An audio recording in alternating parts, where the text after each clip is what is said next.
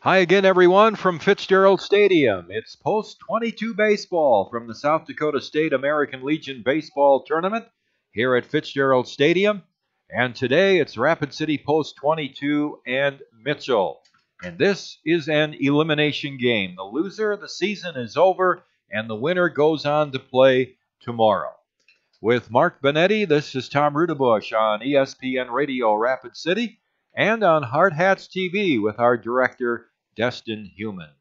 And Mark, the Hardhats ran into a buzzsaw last night as Pierre beat the Hardhats by a score of 10-3. And it was a game, as you look back at it, little did we know at that time, it was basically over after 2 innings. It really was. 6 runs was all Pierre really needed. Heck, all they needed was 4. They got 3 in the first and 3 more in the second. The Hardhats only ended up scoring 3 as the game went on, but you're absolutely right. The tone was set early. Pierre got aggressive. They got runners on base. They knocked them all in. The Hardhats countered by getting runners on base, but no one was knocked in, if I recall, until the bottom half of the 6th. At that point, you were down 7-0, and the game was so far gone. Still plenty of time. You could have mounted some kind of a comeback, but then you gave up another 3 runs in the top of the 7th right after you got on the board, and that was pretty much all she wrote. It was unfortunate to see the Hardhats' struggles continue as far as knocking in runners and scoring runs last night, and now it results in today's showdown where if they win, they stay alive and have a chance to defend 4 consecutive and 41 state championships, and if they lose, well, that's all she wrote on the season. Looking at the tournament trail for these two teams, Post 22 won on Wednesday 2-0 over Sioux Falls East. And then on Thursday, Post 22 was a 2-1 winner over Renner. And then yesterday, a 10-3 loser to Pierre. For Mitchell, they opened up the tournament and lost on Wednesday 5-2 to Renner. But then they came back and beat Sioux Falls East 3-2. Yesterday, they eliminated Brandon Valley 8-5. And for the most part, Mitchell's received pretty good pitching in the tournament, as Post 22 has, despite that game last night. But the key for the Hardhats, 34 men, again, left on base, 10 on Game 1, 11 on Game 2, and then we had 13 left on last night, Mark. And Post 22, I guess the good thing is they're getting on base. The bad thing is we're not getting them home. But if you weren't getting on base, then you would be maybe a little bit more concerned. Obviously, there's concern when you're down to an elimination game. You've got to do everything right. So this won't be another easy game at all by any means. Mitchell and Post 22 have had a good relationship over the years, and it's a good rivalry with Mitchell, one of the better teams generally in the state year to year. And, of course, they play in our region, although we didn't have to play them this year with the state tournament here. So we look forward to the game. Luke Norden, I think this is about his 10th year at Mitchell, something like that. He's been around quite a few years with Mitchell. Both of the head coaches are speaking with our 3-man umpiring crew, which normally means they're going to exchange the lineup card. So I guess at this point, we'll give you the names of who are on those lineup cards, and we'll start off with Mitchell because they're batting in the top halves of our 9 innings of regulation in this elimination showdown. Leading off for Mitchell, Post 18 is number 5, Elijah Palmer. He's playing out at second base. Batting second is number 7, Briggs Havlick. He's in the hot corner at third. Batting third is number 3, Ted Schmidt. He'll patrol center field. And in the cleanup position is number 9, Spencer Negebauer. He's patrolling left field. Batting fifth is number 1, Drew Kitchens. He'll play at shortstop. Batting sixth is number 8, Sam Mickles. He is the catcher. Batting seventh is number 21, Carson Max. He'll patrol right field. Batting eighth is number 16, Bryce Garretts. He's the first baseman. And rounding out the batting order in the 9th spot for Mitchell is number 4, Colby Larson. He is the designated hitter. Number 2, Jared Miller is the starting pitcher for Mitchell, and he will take on the Hardhats batting order in the bottom halves of our 9 innings of regulation as follows. Leading off is number 11, Walker Paz. As always, he's out at second base. Batting second, number 14, Justin Kramer. He is in the hot corner at third. Batting third is number 22, Cooper Bowman. He's out at shortstop. And in the cleanup position is number 13, Zach Solano. He's patrolling right field. Batting fifth is number 21, Timmy Parrish, the backstopper and catcher. Batting sixth is number 28, Zach Sumption. He's patrolling left field. Batting seventh is number 31, Luke Ferdinand. He's out at first base. Batting eighth is number 16, Tommy Wall. He'll be the designated hitter this afternoon for the Hardhats. And rounding out the batting order in the 9th spot for post 22 is number 10, Riley McSherry, and he will patrol center field. Zach Cholas, his number 29, has been called upon to lead the Hardhats in this colossal elimination game against Mitchell. We've seen Cholas at his best. We've seen him at times where he struggled, but as of recently, Cholas is on an upswing with his game.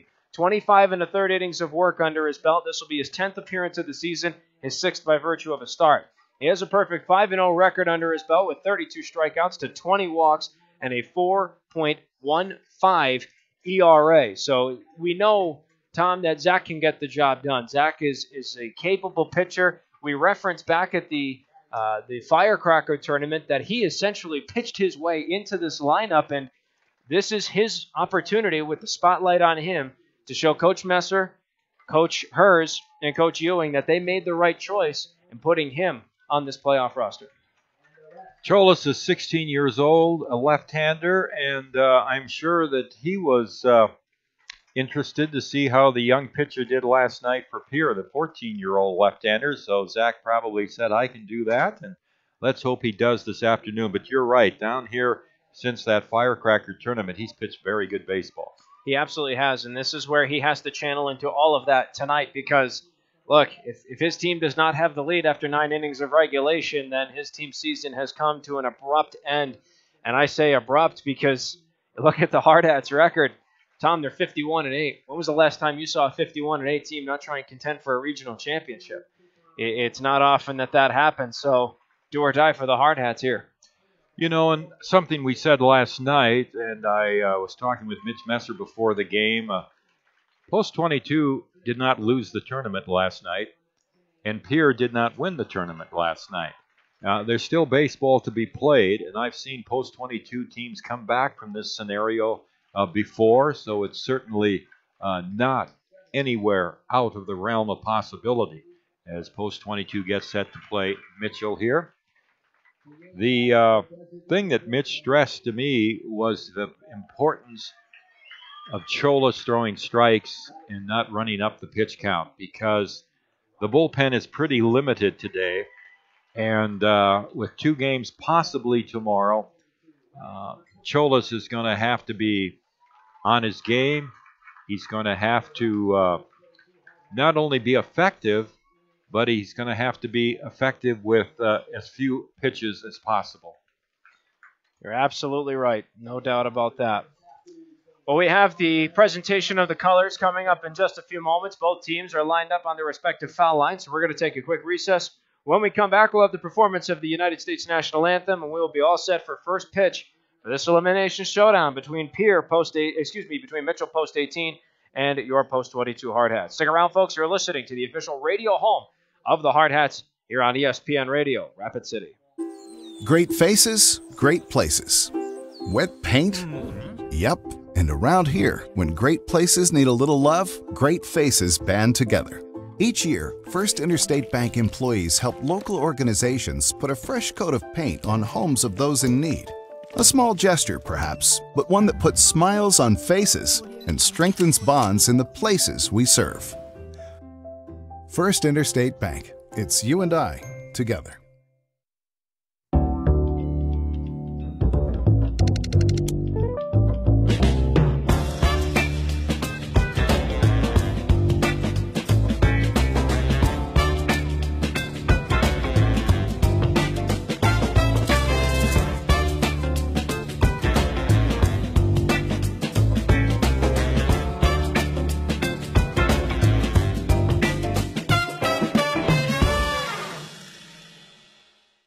Camping World is here to help you connect to adventure and explore the outdoors with friends and family, offering new and pre-owned RVs to fit every budget and thousands of parts and accessories for any need. Camping World has it all. With over 125 supercenters nationwide, you're never far from America's #1 RV dealer. No matter where your adventures take you, whether you need an RV, parts, or service, Camping World is here to help you every step of the way. Visit Camping World in Rapid City or shop campingworld.com today. Fun never ends at the Lodge at Deadwood Gaming Resort. Satisfy your cravings anytime, day or night at Augie's Sports Bar, serving juicy certified Angus beef burgers 24 hours a day. You can always find a game with card tables open 24 hours and high-limit wagers up to $1,000. Choose from hundreds of the most popular slot games available, with new games arriving every month.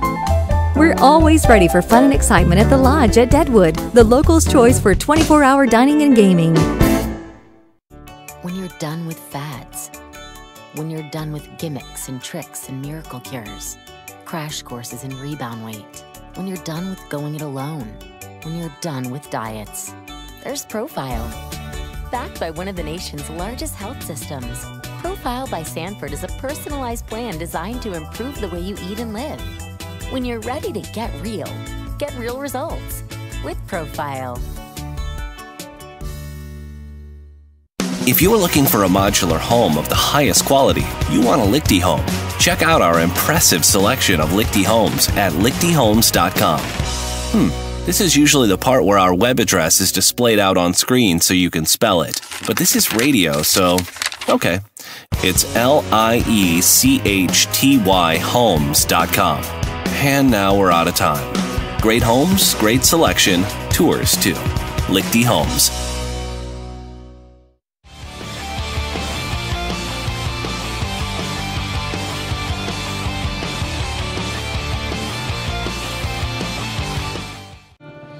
Why do so many business people trust us?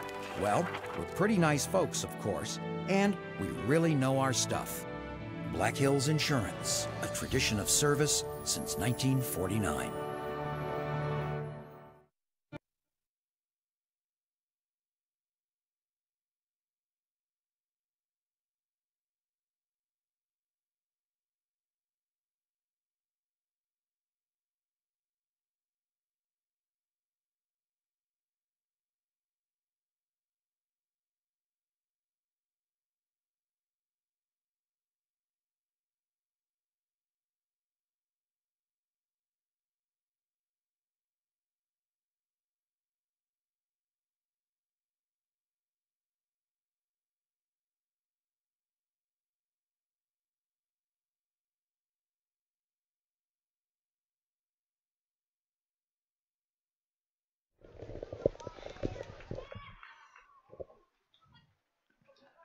Back at Fitzgerald Stadium, Tom Rudebush along with Mark Benetti. We just had our national anthem. I thought I'd take a moment here because I know fans come to the ballpark, but some fans, of course, just follow us on Hardhats-TV or on ESPN Radio, and they don't really hear what the code of sportsmanship says that each player recites before the game standing on the baselines. So the code of sportsmanship reads as follows: I will keep the rules, keep faith with my teammates, keep my temper, keep myself fit, keep a stout heart in defeat, keep my pride under in victory, and keep a sound soul, a clean mind, and a healthy body. That's the American Legion Code of Sportsmanship. The American Legion: honor, patriotism, and character. Zach Cholas and his post-22 Hardhats teammates have taken to their respective positions now on defense. Cholas throwing his warm-up pitches. 25 1/3 innings of work under his belt. This will be his 10th appearance of the season, 6th by virtue of a start. 5-0 record to defend in this big elimination game that he's about to throw in. 32 strikeouts to 20 walks and a 4.15 ERA. He'll take on the top three of the Mitchell post-18 order, and Elijah Palmer, the second baseman, Briggs Havlick, the third baseman, and Ted Schmidt, the center fielder. Defensively surrounding Cholas for the Hardhats: our catcher, Timmy Paris; first baseman, Luke Ferdinand; second baseman, Walker Paz; shortstop, Cooper Bowman; and third baseman in the hot corner, Justin Kramer. Left to right in the outfield, Zach Sumption, Riley McSherry, and Zach Solano. So the Hardhats meet at the top of the pitching mound, and we're just about set. The umpires for the game this afternoon: Jesse Devine is behind the plate, Bert Reddy is at first base, and John Kirchner over at third base. Elijah Palmer, the second baseman, a right-handed batter, leading off for Mitchell, and the first pitch from Cholas is a ball inside, And we are underway here under mostly cloudy skies here at Fitzgerald Stadium. And there's a ground ball. Oh, a liner snag by Kramer diving to the foul line. And Kramer makes a great catch to take a hit away from Palmer. One down. 4 o'clock our starting time, right on time at 88 degrees is the game time temperature. And here's Briggs Havlick, the third baseman, another right-handed batter. And the pitch is in for a strike. Palmer, who just lined out 2 for 12 before that line out. And now Havlick is 3 for 9 in the tournament and takes a pitch outside for a ball. Havlick, a .325 hitter for Mitchell on the season. And the 1-1 from Cholas is a fastball high, and it's ball 2, 2-1. Havlick has walked 4 times in the tournament, so he has a good eye at the plate and takes a fastball strike on the inside corner. And it's 2 balls and 2 strikes. Just underway. Mitchell batting, 1 out and nobody on. Outfield is straight away. Here's the pitch on the way. Just missed, low and inside. And it's a full count now in Havlick. Lefty Zach Cholas swings into his windup. The payoff pitch is swung on and bounced foul up the third baseline. Still 3 balls and 2 strikes. 325 down the foul line in left. 330 down the line here in right at Fitzgerald Stadium. 393 to the power alleys in left center and right center. There's a little chopper back to Cholas. He gloves it in front of the mound and throws to Ferdinand for the out. 2 down in the Mitchell top half of the first inning. And that'll bring up Jed Schmidt, the center fielder. Very efficient for Cholas right now. Only 9 pitches thrown. He's registered his first 2 men out. He's off to a great start so far. Jed Schmidt is a left-handed batter, and he is hitting on the season .363, and he looks at a strike. And in the tournament, he's had 4 hits, all singles, 4 for 12. Left-hander against left-hander. Here's the pitch. Checks his swing, but he went too far. Pitch was up, and Cholas ahead, no balls and 2 strikes. Cholas, when throwing a first pitch strike, 74% of the time will register that person out some way. He's off to a great start. There's a line drive foul down the left field line by Schmidt. Mitchell in the tournament is hitting .242 through 3 games, so they haven't hit the ball great, but they have scored some runs. Here's the pitch. Another foul hit down the left field line. 13 runs in the 3 games, so again, not overly high, but those 13 runs are 6 more than the Hardhats have scored in 3 games. The 0-2 pitch is hit through the hole to left, a base hit. Schmidt goes the opposite way and has a 2-out single for Mitchell here in the top half of the first inning. The biggest X factor today's game is going to be resilience. We talked last night in the postgame show how 2 games in a row Mitchell's had to play for their lives to get to this point where they're 1 game away, 1 win away from Championship Sunday. So the Hardhats haven't been in this situation yet. Mitchell has. They know what it's like to claw and try and get out a gutsy win. Spencer Negebauer up. The right-handed batter takes a fastball high. The left fielder for Mitchell, their leading hitter on the season. He hit .434. Was also their one of their top RBI men, second on the team with 44. Runner goes. The pitch is a strike. The throw to second, not in time. Stolen base for Joe Schmidt. The pitch to Negebauer was a strike, so it's 1-1. And Mitchell has a runner in scoring position with 2 out. Negebauer is 2 for 6 in the tournament, but he's walked 6 times. Here's the pitch. A strike at the knees. And now Cholas ahead, 1 ball and 2 strikes. Overcast skies here. We've had some rain to the west and to the south of Rapid City, but nothing here at the ballpark. Cholas from the set, the 1-2 pitch, swung on and fouled off to the right. And it's still a ball and 2 strikes. Negebauer leading the team in triples on the season with 6. He's had 1 double here in the tournament. Here's the pitch. Inside over the knees. And the count evens off at 2 balls and 2 strikes.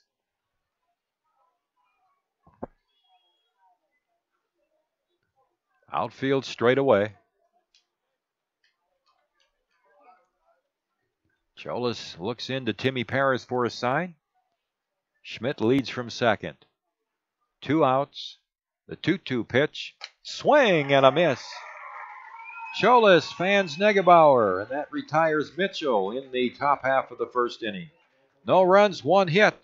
No errors, and 1 man left on base.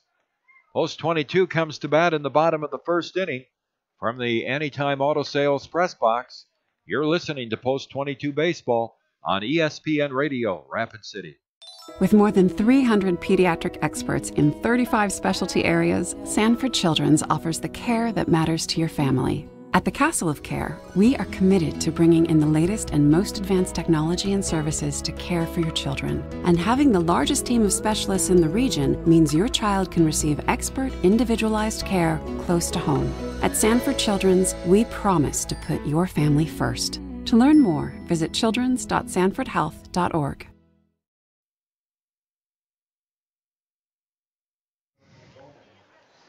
Jared Miller takes the mound for Mitchell, a right-hander, and he has won 2 and lost 1 this season. During the regular season, he started 6 games for Mitchell. He appeared in relief 4 times, and he pitched a total of 28 2/3 innings. He allowed 32 hits, the big red flag, 25 bases on balls in 28 2/3 innings. He struck out 27. So control, control, control is what Luke Norden will be looking at as he watches his right-hander take the mound. Jared Miller's going to take on the top 3 of the Hardhats batting order, and Walker Paz, the second baseman, Justin Kramer, the third baseman, Cooper Bowman, the shortstop. Defensively, Miller is surrounded by his teammates for Mitchell on defense with Sam Nichols, the catcher, Bryce Garrett's at first base, Elijah Palmer at second, Drew Kitchens at short, and in the hot corner at third is Briggs Havlick. Left to right in the outfield, Spencer Negebauer, Ted Schmidt, and Carson Max. Walker Paz leading off, and the first pitch is a ball outside. Miller's 16 years old, so we have another young pitcher. And the pitch on the way. Walker takes it high and outside for a ball. 2 balls and no strikes. Paz is 1 for 11 in the tournament. Scored a couple of runs. And takes that pitch high, and the count runs to 3 balls and no strikes.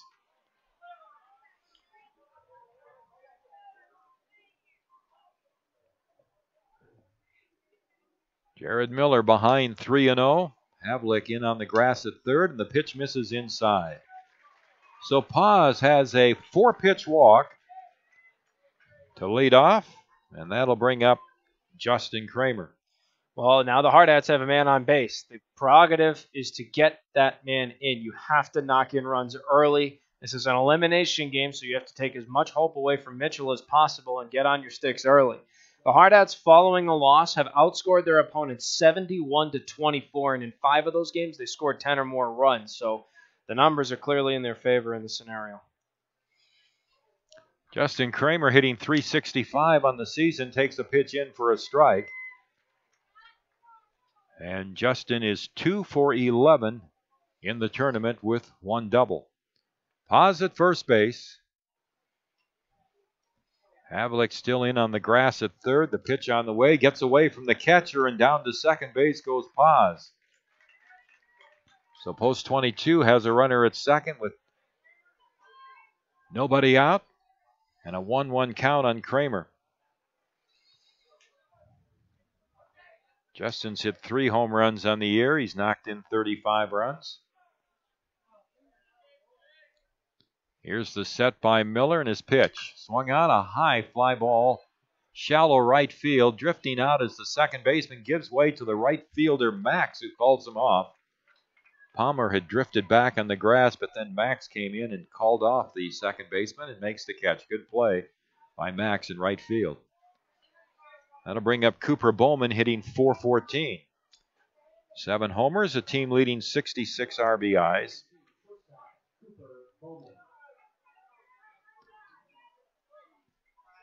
Cooper's had a great tournament so far with 8 hits in 13 at-bats, 3 doubles, 3 RBIs. He lines one foul down the left field line. 1 strike. No score here. Bottom half of the first inning, 1 out for post 22. They have a runner at second base.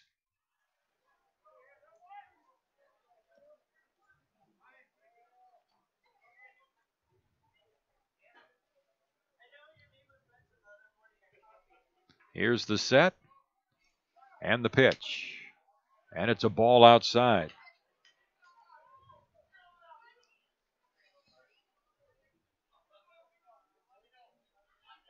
One and one now on Cooper.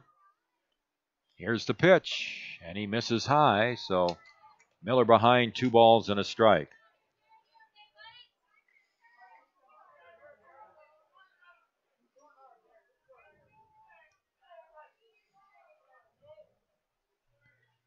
The right-hander Miller looks back at second at pause. The pitch to Bowman.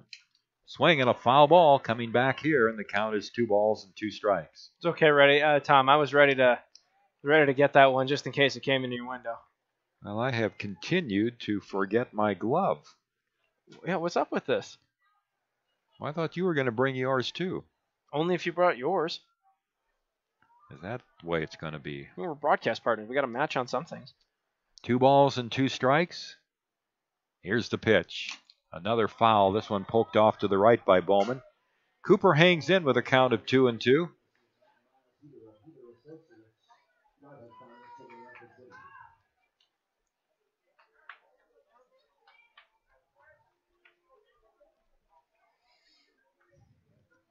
Here's Miller again setting. Looking back at second, a long look at pause, and now his pitch. Swung on, hit up in the air in the right center field. Running over is the center fielder, and he makes the catch, falling to the grass. Schmidt tagging and going to third is Paz. Schmidt getting over in the right center to make the catch, and the ball hit by Bowman for out number 2. And that'll bring up Zach Solano. Well, it was an unfortunate sequence there for Cooper. If he got a little more of his barrel on it, that ball doesn't go nearly as high. It ends up being a line drive, and potentially he scores Paz, maybe even takes 2 bags himself. But you know what? At least he moved him over to third. Zach Solano's been insanely reliable with runners in scoring position, and you have to hope he comes through here. On the season, Zach is .361, team leading 8 home runs, 65 RBIs, and takes a fastball inside. In the tournament, Solano is 2 for 12. He does have an RBI. Center fielder Schmidt shading towards left center. There's a ground ball hit to the shortstop. He fumbles it. That's going to allow Solano to reach. A 2-out error on the shortstop, Kitchens. That's exactly what Mitchell could not do today. Give post 22 runs via errors, and there is the first error of the game, and Solano is at first with 2 down. Well, not only did they give them a free run because of an error, they gave them the free base runner, period, to lead to the run. If you recall, Walker Paz on 4 pitches took over first, worked his way around the base path, and then the E6 knocks him in. So Timmy Paris comes up, hitting .298 on the season. Right-handed batter, and he takes a pitch on the low outside corner for a strike. Timmy's 3 for 10 in the tournament.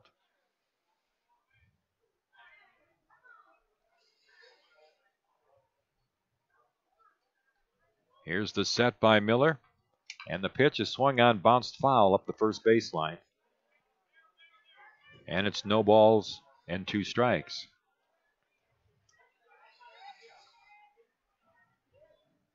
2 outs and a 1-0 post 22 lead here in the bottom half of the first inning. Trying to stay alive in this year's state tournament. The game to follow will have Pierre, the unbeaten team, taking on Aberdeen. And Aberdeen must win that game to stay in contention. Here's the set by Miller. The pitch to Paris. Swung on, hit to right field. Max is backing off. Now he's there. He's got it for the 3rd out. So Paris flies to right. Post 22 gets an unearned run. They score a run on no hits. 1 Mitchell error, 1 man left on base. At the end of 1, Post 22 1, Mitchell nothing. You're listening to Post 22 Baseball from the Anytime Auto Sales Press Box on ESPN Radio.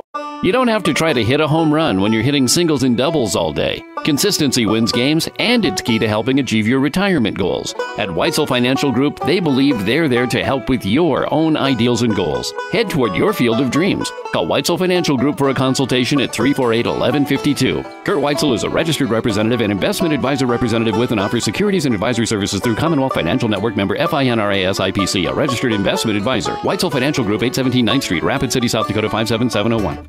Trusted Choice Insurance agents are independent agents. I pledge to be your guide, not only to insurance, but to insurance companies. They don't actually work for any one insurance company. And to use my independence to identify the coverage that's best for you. This means they can customize policies from several companies in ways that other agents just can't. And they commit to that. And I pledge. In writing. Trusted Choice.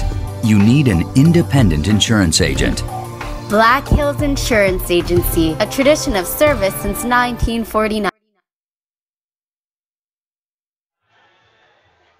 Post 22 has a 1-0 lead as we go to the top half of the second here at Fitzgerald Stadium. And Zach Cholas had a good first inning, gave up a 2-out single, and that was it. Drew Kitchens, the shortstop, will lead off for Mitchell. Kitchens on the season, a .360 hitter for Mitchell. In the tournament here, he's had 3 hits and 10 at-bats with 1 RBI. A right-handed batter, and the fastball is outside for ball 1.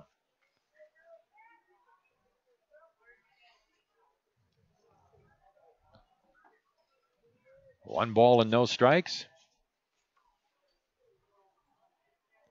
And the pitch hit right back up the middle. Paz diving, can't get to it.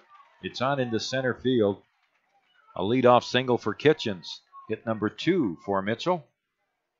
And that'll bring up Sam Mickles, the catcher. Well, Kitchens was responsible for that error back in the bottom of the first that allowed Zach Solano to reach safely and knock in Walker Paz for the first round. So good on him for Mitchell to try and make up for that error. Right now it's a big one. Mickles didn't have a great average on the season. He had .308. Checks his swing, but he went too far for strike 1. In the tournament, he is 2 for 11 with a home run and 4 RBIs. But during the regular season, he hit 6 home runs for Mitchell. And they picked off the runner at first. And then the ball gets away from Ferdinand. And here goes the runner to third. The throw's there in plenty of time. And out at third base is Kitchens.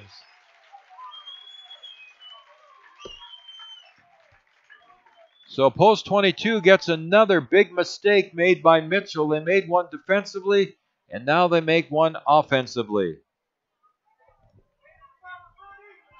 So there is 1 out now.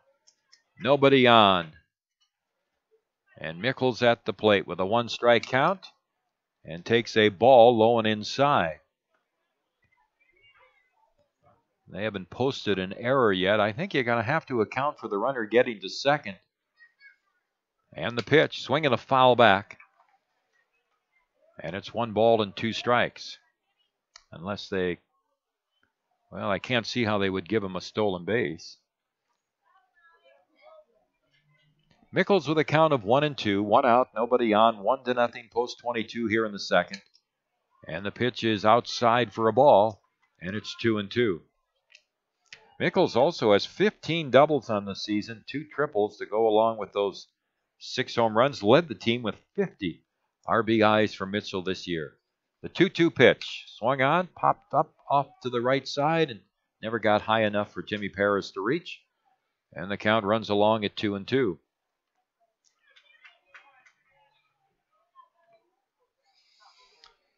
I got to be honest, I look back at that, and I don't know what was going through Drew Kitchen's head. You take the one base, unless he was being flagged to third, you take the one base and you're all right with it.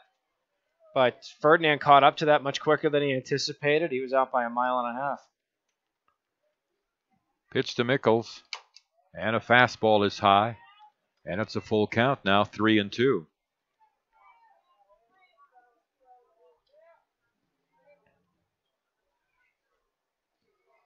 And the payoff pitch. Swing and a miss.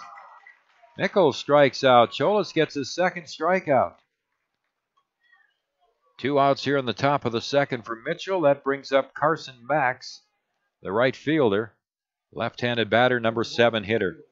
And just to your earlier comment there, Tom, they did put up an error for the Hardhats defensively, so that will be an error. And the pitch is outside for a ball on Max. Max on the regular season hit just .250. Did have 4 triples and a home run. Left-handed batter takes a pitch low and outside. In the tournament, however, he's 3 for 10 with a double, a home run, and 2 RBIs. Here's the pitch. Swing and a miss. 2 balls and a strike. 2 outs. Bases empty for Mitchell here in the top of the second. The Hardhats have a 1-0 lead. Zach Cholas into his windup, the 2-1 pitch.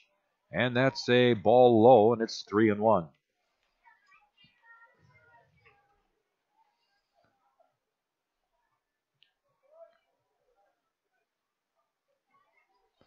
And the 3-1 pitch misses outside for ball 4.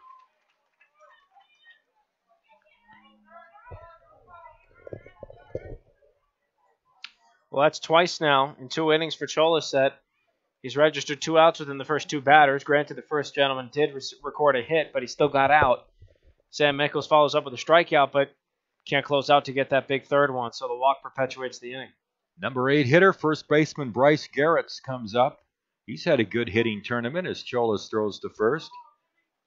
Garretts is 4 for 11 in the tournament with a double.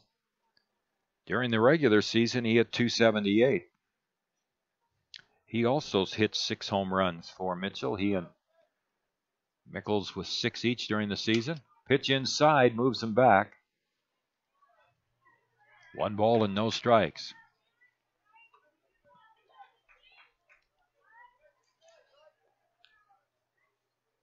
Ferdinand holding with Max at first base. And the pitch. Swung out a foul, coming back over us again. And the count is 1 ball and 2 strikes.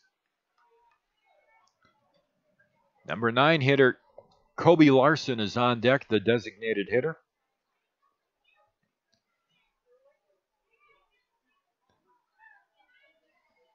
Cholas working out of the set. The pitch on the way. And it's high and inside. 2 balls and 1 strike.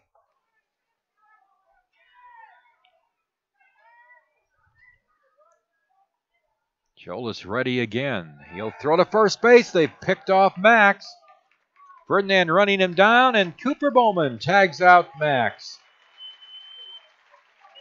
1-3-6 on the pickoff. No runs, 1 hit, 1 Rapid City error, and nobody left on base. We go to the bottom of the second. Post 22 out in front by a score of 1-0. A game they must win. And you're listening to Post 22 Baseball from the Anytime Auto Sales Press Box on ESPN Radio Rapid City. Coke Zero goes with things like this. This. And this. Coke Zero tastes like this. He shoots! He scores! It sounds like this. It feels like this. So when the game is on, try it with this. Coke Zero. Real Coca-Cola taste. 0 calories, 0 sugar.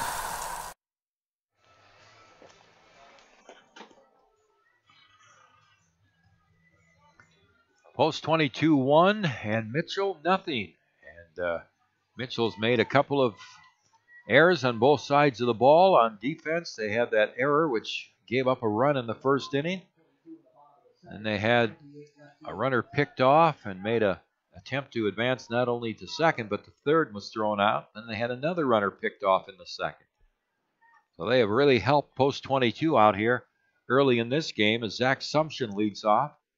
Zach hitting .366 on the season, 3 home runs and 38 RBIs. And the first pitch is high from Jared Miller for ball 1. Sumption in the tournament is 2 for 10. He has a double. And the pitch is a ball, and it's 2-0. That lone double came yesterday in his first at-bat, the first pitch he saw from McGuire Rasky. However, he was stranded. 2-0 pitch, and he takes it high, and the count runs to 3-0. Well, Miller walked pause to start the first inning. That cost him as Walker came around to score on that 2-out error. And there's a pitch in there for a strike, and it's 3-1. Zach leading the team in triples with 6. And takes a pitch high and inside, ball 4. Second walk by Miller. That'll bring up Luke Ferdinand. Number 31, first baseman, Luke Ferdinand. Ferdinand hitting .299. He has 10 doubles, and he's knocked in 23 runs. The left-handed batter. Havlick in on the grass at third as a swinging strike from Ferdinand and an off-speed breaking ball, and it's 0-1. Luke is 2 for 10 in the tournament. He has a double, and he's knocked in a couple of runs. Sumption leads from first, and the throw goes over there. Again, the center fielder Schmitz shading the left-handed batting Ferdinand the opposite way, a little bit over in left center field. Here's the pitch, and it's a ball, 1-1.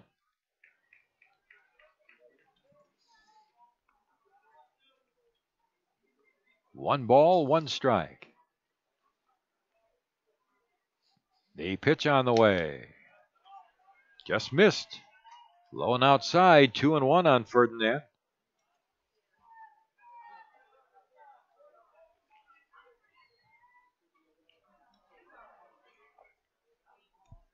Two balls and a strike. And the pitch. Hard ground ball, knocked down by the first baseman Garretts, but nobody will have a play. Going to second base will be Sumption. It'll be a base hit for Ferdinand. Garrett's moving to his right, tried to feel it, so that's a hit. Hit number 1 in the game for Post 22. And they have runners at first and second, nobody out for Tommy Wall. And again, the bunt situation has been set up here for the Hardhats. Well, Tommy can lay down the bunt. We saw him do it last year in the postseason. We know he can lay it down. So a very crucial moment for him. Here's the set, the pitch on the way. The ball is bunted towards third. Scooped up by the third baseman. The throw to third, and they got him. That was an excellent defensive deployment there by Mitchell as they had the third baseman Havlick charging in. The shortstop Kitchens running to third to cover the bag. And then Tommy bunted the ball right into the third baseman Havlick's mitt charging in.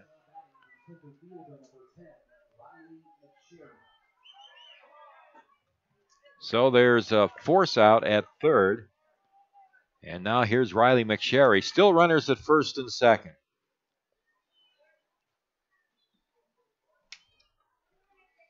McSherry hitting .250 on the season. Takes a pitch outside for ball 1.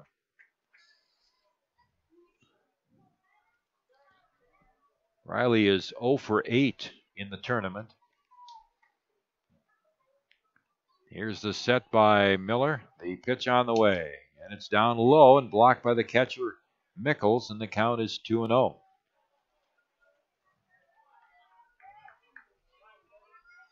Now time is called, and Luke Norden is going to make a trip to the mound, the Mitchell coach.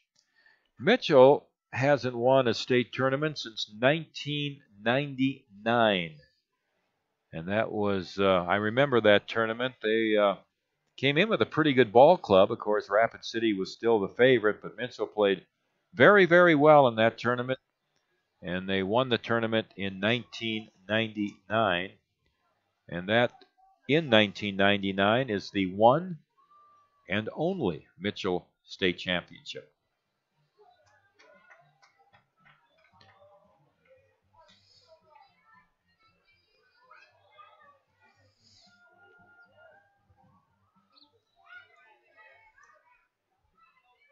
So Riley McSherry with a count of 2 balls and no strikes as Norden returns to the first base dugout.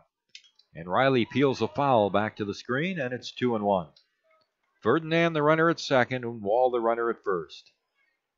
A 1-0 post 22 lead here in the last half of the second. Here's the set by Miller.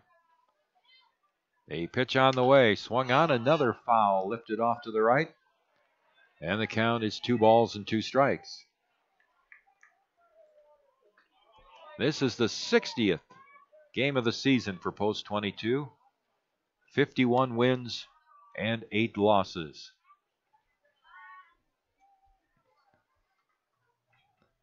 Here's the set by Miller. The pitch on the way. And it is high for a ball. 3 balls and 2 strikes.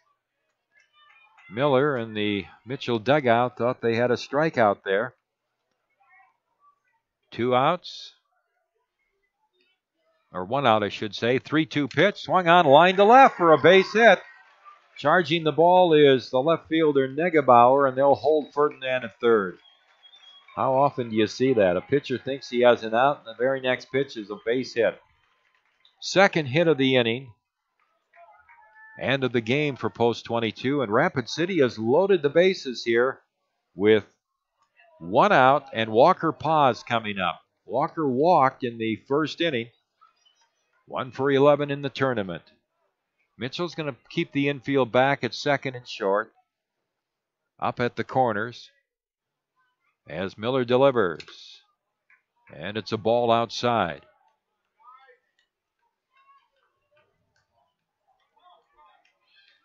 One ball and no strikes. Here's the pitch. And that's over for a strike, and it's 1-1 on Walker. Walker scoring the run in the first inning for Post 22. His 3rd run scored in the tournament. Pitch on the way is swung on and popped up. Left side of the infield. The infield fly rule has been called. And the ball is caught by Kitchens, the shortstop, a step in on the infield grass. So there's out number 2 here. And that brings up Justin Kramer. You know what I'm thinking. Suicide squeeze? Not with 2 outs, but the left on base total. Oh, this is where we've had trouble this whole tournament. Situations like this. Bases loaded, 1 out. Now bases loaded, 2 out. Kramer flied to right his first at bat. Miller's pitch swung on, bounced foul off to the left for strike 1. Kramer 2 for 12 in the tournament. The only reason I suggest that is because if there's anybody that can bunt for a hit on this team, Justin Kramer's your man. So you never know. I don't think Mitchell would see it coming in a scenario like this. So, although Havlik is up on the edge of the grass at third, they're not taking anything for granted. They've scouted Rapid City well, no doubt about that. Here's the set by Miller. And now time is called. In fact, I noticed Havlik, the first at bat against Kramer, he not only was in on the grass, he was right a couple of feet off the foul line, right where Justin likes to bunt the ball. So they had him positioned perfectly. Here's the pitch. Swung on a fly ball, left field, medium deep. Negebauer's under it in front of the warning track, and he makes the catch. The bases loaded for Post 22 and 1 out, and they fail to score. No runs, 2 hits, 3 men left on base, 4 stranded for the Hardhats in 2 innings, but they still lead as we head to the 3rd inning. The Hardhats won, Mitchell nothing. And you're listening to Post 22 Baseball from the Anytime Auto Sales Press Box on ESPN Radio Rapid City. Great faces, great places. Wet paint? Yep. And around here, when great places need a little love, great faces band together. Each year, First Interstate Bank employees help local organizations put a fresh coat of paint on homes of those in need. A small gesture, perhaps, but one that puts smiles on faces and strengthens bonds in the places we serve. First Interstate Bank. It's you and I together.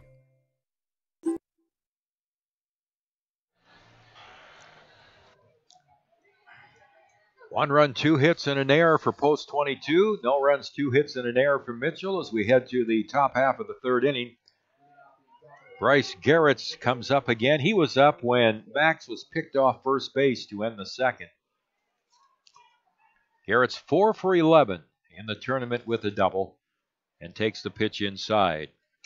And as we said, 6 home runs on the year for the big right-handed batter. Zach Cholas delivers, and he misses down low. 2 balls and no strikes. Garrett's goes 6'2", 245 pounds. Here's the pitch. Swung on, a pop-up. Shallow right center field. Out goes Paz, the second baseman on the outfield grass, to make the catch. 1 down in the Mitchell third. And that brings up Cody Larson, the designated hitter. Kobe Larson is hitting .270 on the season. And in the tournament, he's 0 for 7. Right-handed batter, and he looks at a strike at the knees. Mitchell's had a single in each of the first 2 innings. Cholas has walked 1, struck out 2. Here's the left-hander's pitch, and it's high for a ball, and it's 1-1.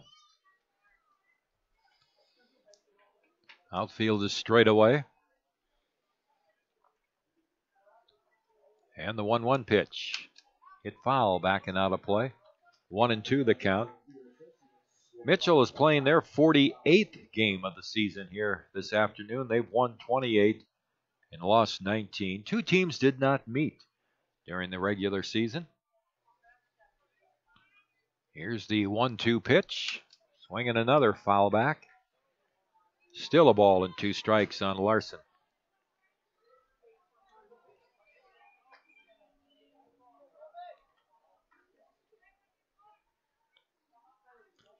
Wind up by Cholas, the pitch. And it's inside over the knees. 2 balls and 2 strikes. McSherry way over towards right center field and relatively shallow here on Larson. The pitch on the way is swung on, popped up right near the mound, and Cholas is going to make the catch. Coming in just to the left of the pitching mound. Larson is retired, and there are 2 down. Cholas looks calm, which is good. Nothing's really phased him. He hasn't been challenged too much. He's had a runner in scoring position to worry about. That was back in the first inning, but good on him to keep his poise and his composure because his team needs it right now. Elijah Palmer up. He lined out to Kramer's first at bat, and he is hit by a pitch here with 2 out. Well, we couldn't possibly get through a game without the old hit by pitch. That one went off the bucket of Palmer, too, so good to see he's all right. I mean, that's why you wear a helmet. Briggs Havlick, the third baseman, up. He tapped back to Cholas in the first inning. Havlick 3 for 10 in the tournament. Right-handed batter takes a strike. Inside corner at the knees. 1-0, Post 22 leading here in the top half of the third inning. 2 outs for Mitchell and a runner at first. Here's the set by Zach. And his pitch. Outside a ball, Timmy Paris throws down to first base. Cholas has picked off 2 men so far in the game. And I would think Mitchell would be a little conservative on their leads. And they are. As Palmer takes his lead off of first. The pitch on the way. Fastball outside. Count goes to 2-1 on Havlik.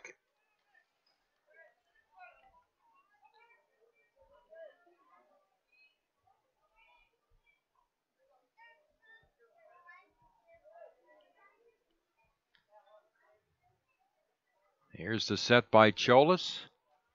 A long look, and now time is called right when Zach was heading into his motion. I think the umpires are very lenient on that. And this isn't a criticism, because all umpires seem to give the hitter anything he wants at any moment, whether the pitcher is starting his windup or not, it seems like.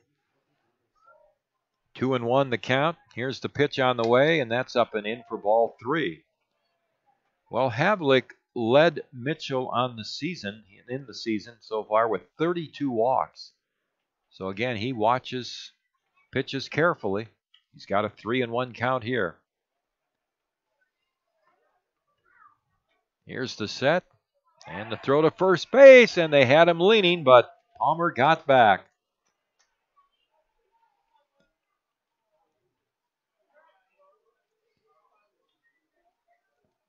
Three and one the count on Havlik. They almost had Palmer there. Here's the pitch. Inside, ball 4. So a hit batsman and now a base on balls, and Mitchell, trailing 1-0, has runners at first and second, 2 out, and their number 3 hitter, Jed Schmidt, the center fielder, coming up as Jason Hers makes a quick trip to the mound, joined by Timmy Paris. Schmidt singled to left, his first at bat, and he has had 5 hits now and 13 at bats in the tournament. Well, if you're Coach Hers right now, you tell Zach throw strikes. That's where you're at your best, and to be quite obvious, that's where every pitcher's at their best, is when they're throwing strikes, but particularly for Zach. And you even said in our pregame conversation that the coaching staff wants him to throw strikes. That's all he needs to do. Put the ball in play. Let your defense take care of it, or get a strikeout. You've already got 2 in the game so far through 2 innings. Go for a third. But you've got to challenge these batters here. You can't start giving up these free passes, especially when there's 2 outs. So Schmidt up, a left-handed batter. Dangerous hitter. Here's the pitch. And it's high and outside for ball 1. Schmidt was second on the team during the season, or currently in the season, at .363. Cholas ready, left-hander Cholas to the left-handed batting Schmidt. Pitch is on the way. Fastball strike on the outside corner. 1 ball, 1 strike. Zach's pitch total mark is up to 54, soon to be 55. 1-1 the count. Now time is called as Schmidt steps out. Ferdinand is playing a deep first base in back of Havlik. Here's the set by Cholas. The 1-1 pitch swung on and hit foul off to the left and out of play. So Cholas ahead on the count, 1 ball and 2 strikes. Now this is where Zach has a couple of pitches to play with, but to be quite honest, just go out here and attack, because you've had some control problems right now. You had the hit batsman, you had the walk. Just throw strikes. Attack Schmidt. 1 ball and 2 strikes. Cholas is ready. Looks back at second at Palmer. Pitch on the way. Swung on, lined out into center field for a base hit.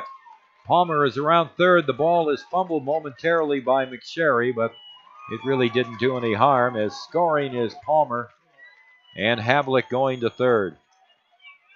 So Schmidt drives in his first run of the tournament with a single to center. 1-1 here in the 3rd inning, and that brings up Spencer Negebauer, the left fielder. Well, the unfortunate string of this right now, Tom, goes back to something we've talked about all season. Hardhats have a notorious problem of getting the first 2 outs in the inning, but they can't bear down and get that third, and it's cost them here. There's another base hit to right field off the bat of Negebauer. Solano scoops it up, 2-1 Mitchell. Negebauer with a single to right field to score Havlik. Schmidt going to second. He jumped on that first pitch. And Mitchell has taken a 2-1 lead, and the ball heading to second is Negebauer, and that's where he ends up. Oh, I'm sorry. That's Schmidt at second. So it's 2-1 Mitchell, and they have had, 4 consecutive batters reach after what you pointed out. The first 2 men again retired. Here's Kitchens, the shortstop, runner going to third, and the throw not in time. It'll be a double steal. Schmidt to third, Negebauer to second. We see the aggressiveness of Mitchell now coming out here in the third inning. Pierre was very aggressive last night at times. They picked their spots. Of course, they had a lead and could be a little more aggressive. And now Mitchell has runners at second and third. Kitchens singled to center his first at bat. He swings and pops a foul coming back here. One Almost, ball, Tom. 1 strike. Yeah, you were ready. I have to credit you. You had pretty good movement with your feet that time. Of course, you knew my life was at stake. Kitchens with a count of 1-1.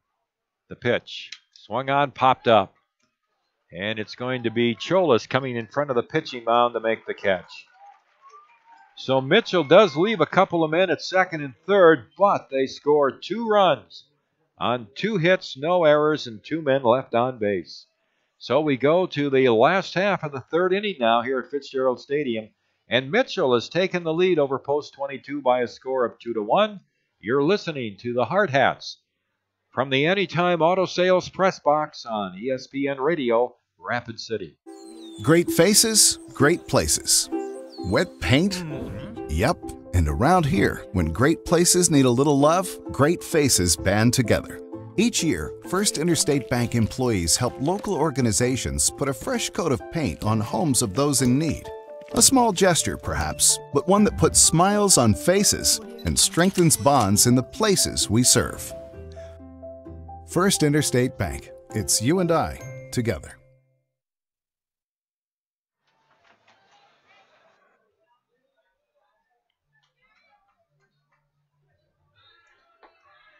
Cooper Bowman will start things off for Post 22 here in the last half of the third inning.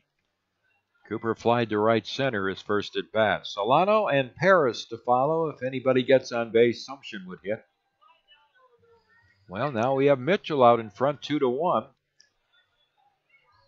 You look back at that last inning when Post 22 had a 1-0 lead, had the bases loaded and 1 out. Couldn't add any more runs, and then Mitchell bounces back and scores a couple with 2 outs and nobody on. Baseball is a funny game. That it is. So Bowman steps in. He's 8 for 14 in the tournament. And he lines one to left field, and that is going to be caught by the left fielder, Negebauer. Moving towards the foul line, coming up with a fine waist-high catch, diving to his right. 1 down here in the third inning for Post 22. Man, the Hardhats just can't buy a hit. I don't get it. Cooper Bowman, great contact, nice swing, good hit. And then there's Negebauer.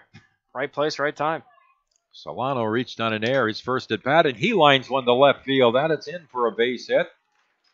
So Zach with a solid hit.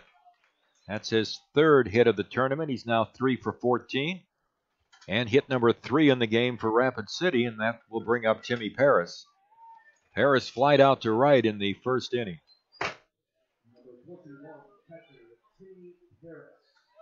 Timmy in the tournament, 3 for 11. So the tying run at first base for Post 22 here in the last half of the third inning. As Jared Miller works out of the set, he delivers. Swung on, a foul popped behind the first base Mitchell dugout, out of play. 1 strike.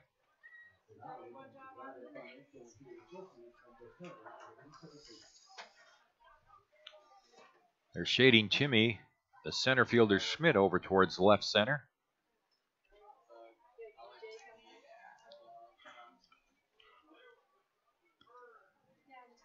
Miller out of the set. The right-hander's pitch. Swing and a miss, and it's 0-2. Big rip by Timmy Paris. No balls, 2 strikes. Solano at first with 1 out. And a 2-1 Mitchell lead here in the last half of the third inning. Here's the set by Miller. And now time is called as Paris steps out. Timmy, who will be attending South Dakota State this fall and play baseball for the Jackrabbits. Here's the pitch. Swing and a miss. He struck him out. A pitch looked like it was breaking down. And Paris strikes out. That's the first strikeout for Miller. So 2 outs and Zach Sumption coming up.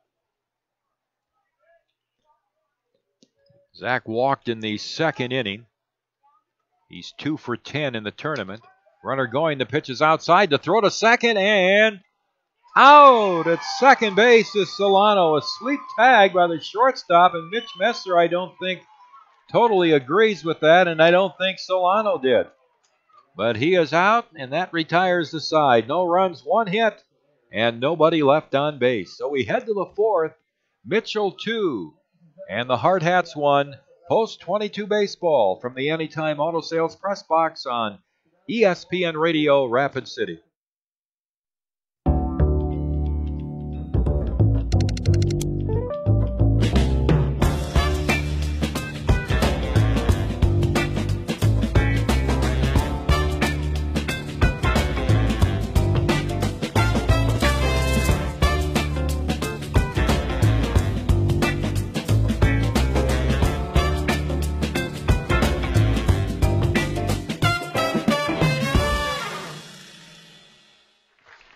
Well, Tom's blushing as we go into the fourth inning because everybody in the park unanimously and in unison wished him a happy birthday. So a big happy birthday to my broadcast partner and one of the best guys in town. It's been so much fun working with him this season, and I think that blushing is going to keep going for another inning or so. Hardhats come into the top of the fourth into their respective defensive positions. They trail Mitchell 2-1 here in an elimination game. Numbers across the board through 3 innings of action. For Mitchell, it's 2 runs on 4 hits with an error. And on the other side, it's the Hardhats, 1 run, 3 hits, and an error. Mark Benetti and the birthday boy, Tom Rudabush, alongside you for all the action in this elimination showdown. Hardhats need some runs, but first they need to prevent runs as they're on defense here in the top of the fourth. And Zach Cholas will take on 6, 7, and 8 in the order, starting off with Sam Mickles, the catcher. Now, when is your birthday? It's December 9th. Okay. Mm-hmm. If the Rush are playing that night, I'm coming to the game, and you're going to have to let me come on the air and wish you a happy birthday. Well, if you want to, you're going to have to travel with us to Colorado because we're in Colorado for my birthday this year. First pitch from Cholas to Mickles is a strike. He starts off 0-1. Maybe Destin and I will head down for that game just to be with you. Hey, you should. Hey, I encourage it. 0-1 pitch. Misses low and inside. They're going to appeal, and they're saying that he went around the plate. And so Mickles has an 0-2 count as his bat head crossed the plane of home plate. Mickles already has struck out once. And Cholas deals his 0-2 pitch, and it misses low and away. Ball and 2 strikes now to the Mitchell catcher. Mickles, Max, and Garrett scheduled to hit in this inning. Here's the 1-2 from Cholas. Misses inside, and it's 2-2 to Mickles. Post 22, trailing 2-1. They took a 1-0 lead after 1, surrendered 2 runs in the top of the third. 2-2 pitch. High and away, and the count goes full. So Cholas was ahead. No balls, 2 strikes, and he has a very important payoff pitch to throw to Mickles. Full windup for the lefty, payoff pitch. Swung on, ball's hit right up the middle. Paz, can he get to it? Yes, he can with the bare hand. His throw to first is off track, and Ferdinand's there for it. A very well-earned single for Sam Mickles, but what a stop by Walker Paz. He barehanded that in midair. And Tom, if he had any leverage at all on that ball, we could have had one heck of a web jam over at first. Yeah, that was an outstanding effort by Walker. So now here comes Carson Max, the left-handed hitting right fielder. He walked in his first appearance, was caught stealing, and his first pitch is outside for ball 1. We told you yesterday that both Omaha Creighton Prep and Papillion, Nebraska had qualified for the Nebraska State Tournament yesterday, or for the regional, and they played their championship game today. There's a 1-0 from Cholas. Misses low and away, 2-0. And, of course, it doesn't mean anything because both these teams are going to play the first game of the regional anyway on Wednesday, but they won the state championship, and who won, Papillion or Prep? I'm going to say Papillion.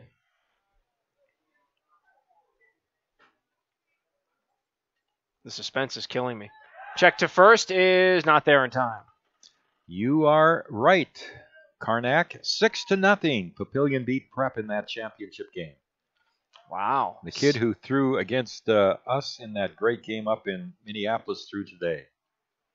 2-0 pitch is fouled by Carson Max. 2 balls and a strike now to count. Well, how about that? Papillion's the team to watch, I guess. That's something else. But as we said, both teams go to the regional, and they'll have a matchup. Would you rather win this game or the first one in the regional?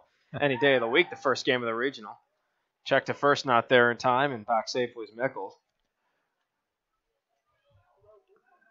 Talk about a lucky draw for the rest of the participants, though. 2 powerhouses have to put each other in an elimination scenario on day 1. Next pitch, hit to first. Ferdinand gets the tag for the first out. Throw to second, actually hit the runner. And he is safe at second. So that's an unfortunate sequence of events. Luke Ferdinand came in with a great play to get the out at first, but in throwing to second for Cooper Bowman to get the double play, hit Mickles in the back. So Mickles is on second. Carson Max is out 3 unassisted. So 1 out and a man in scoring position brings up Bryce Garrett's the first baseman. Not every day you see that. Garrett's is 0 for 1 with a pop out to second. And his first pitch rides inside, ball 1.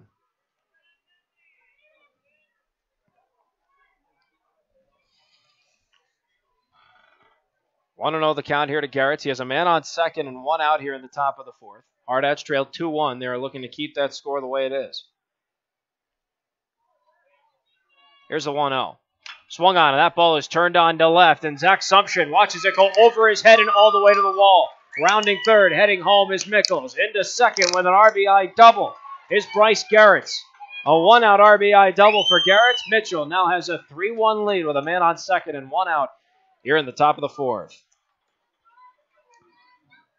We're going to get some activity down in the post-22 bullpen. I think that's Trey Eberline going down there to throw for post-22.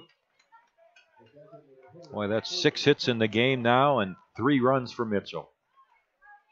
So now here comes Kobe Larson, the DH. He's 0 for 1. And his first pitch is a called strike inside on a breaking pitch. He starts off 0-1. Jason Hurst, the pitching coach, heading over to the dugout to check the progress of the warm-up. No balls and a strike here to Larson with a man on second and 1 out. Pitch hits him. And Larson will take first with a free base. So it'll be men on first and second, and we'll come back to the top of the Mitchell order. Elijah Palmer, the second baseman, will come up. And it looks like Mitch Messer is going to come on out. And whether this is to pull Zach or to have a conference, we've yet to see. I would guess it's just to talk with him, give Eberline some time. He was just starting to loosen up, and Mitch needs to get some more pitches and more innings out of Cholas here in this game. Well, if there's any silver lining to the hit batsman, now the double play's in effect. You could get out of this in 1 pitch. But, you know, sometimes as you watch tournaments unfold, it takes you 2 or 3 days, and then you look back and think, you know, this is where it kind of began. Post-22 stranding a lot of runners Wednesday, stranding a lot of runners on Thursday, stranding a lot of runners yesterday.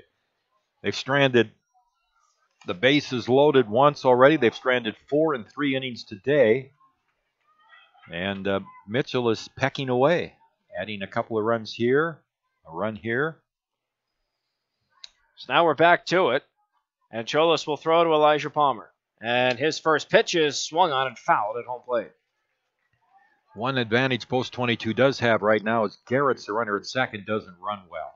So it's going to take an extra base hit to score him, or consecutive singles, I would guess. But he sure can hit the ball. No doubt about that. No balls in a strike to count here to Palmer. That on first and second and one out. Cholas deals, and it's in the dirt, and it skips back to home to the backstop. And everybody's going to advance a base. So much for that being advantage now as Garrett's is at third base. So the wild pitch will move Larson to second. It'll move Garrett's to third. And it'll give Palmer an even count at a ball and a strike. That one just got away from Cholas. 61 pitches for him, and now the infield is in for the Hardhats on defense. They have to protect this deficit at 3-1 as much as possible.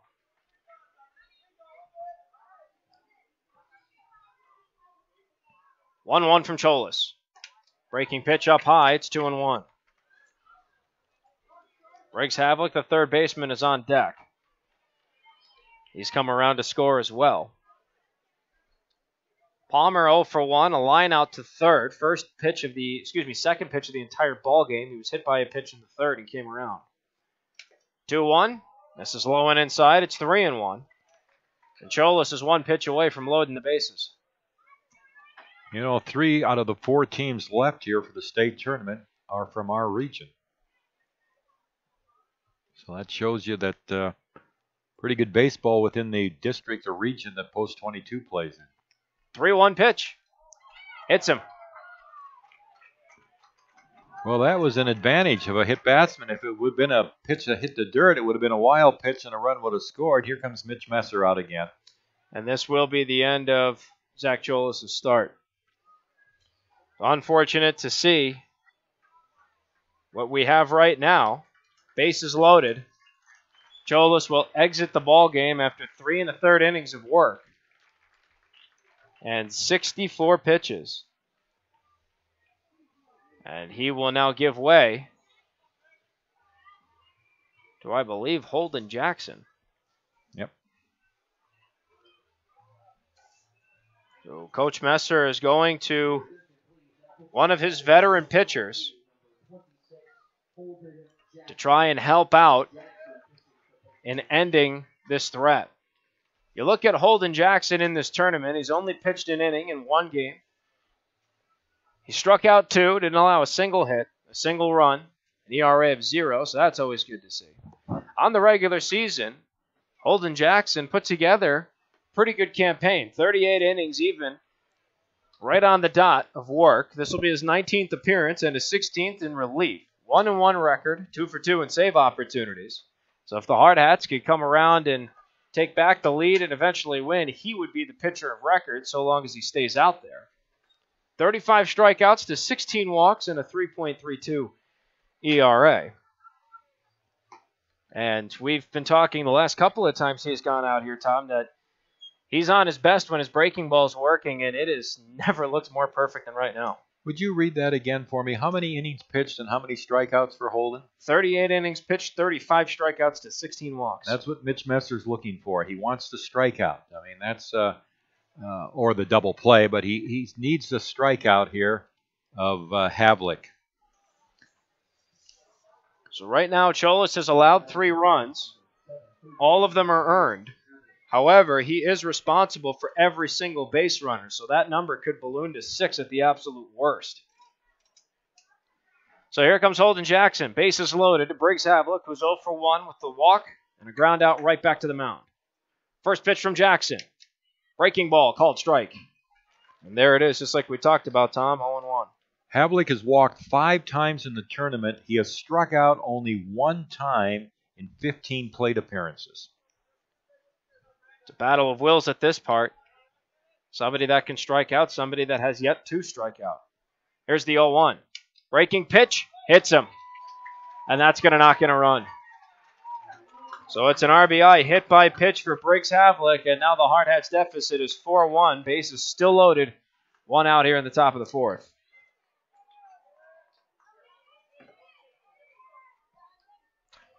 That is not what the Hardhats needed, to state the obvious. So here comes Jed Schmidt, the left-handed hitting center fielder, and his first pitch is a called strike at his knees on a fastball. 0-1 the count. So now Zach Cholis has allowed 4 runs, all of which are earned. No balls and a strike the count. Every base is occupied. Jackson a full windup. Swung on, and the ball is lined to short. Caught by Bowman. Throw to seconds in time. L6-4 double play, and that is exactly what the Hardhats needed. Well, Mitchell adds 2 more runs to their tally on the power of 2 hits. There were no errors charged to the Hardhats, and the bases, rather, there were 2 men left on base. And at the end of 3.5 innings, Post 22 trails 4-1. And they have Zach Sumption leading off the bottom half of the inning. They need some hits and they need some runs quick. We'll be right back in just a few moments with the bottom of the 4th from the Anytime Auto Sales Press Box here on ESPN Radio, Rapid City. Why do so many business people trust us? Well, we're pretty nice folks, of course, and we really know our stuff. Black Hills Insurance, a tradition of service since 1949. Camping World is here to help you connect to adventure and explore the outdoors with friends and family, offering new and pre-owned RVs to fit every budget and thousands of parts and accessories for any need. Camping World has it all. With over 125 supercenters nationwide, you're never far from America's #1 RV dealer. No matter where your adventures take you, whether you need an RV, parts, or service, Camping World is here to help you every step of the way. Visit Camping World in Rapid City or shop campingworld.com today.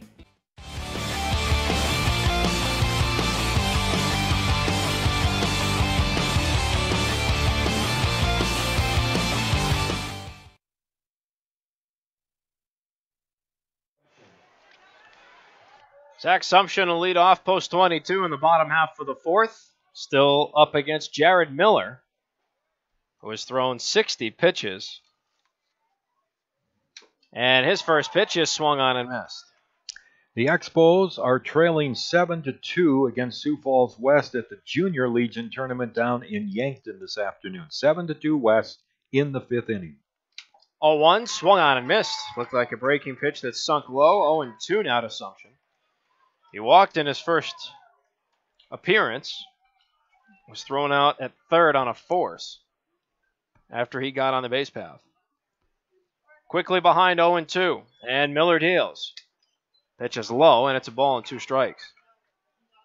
Sumption, Ferdinand, and Wall scheduled to hit in this bottom half of the 4th. It's 4-1 Mitchell in an elimination game of the state tournament.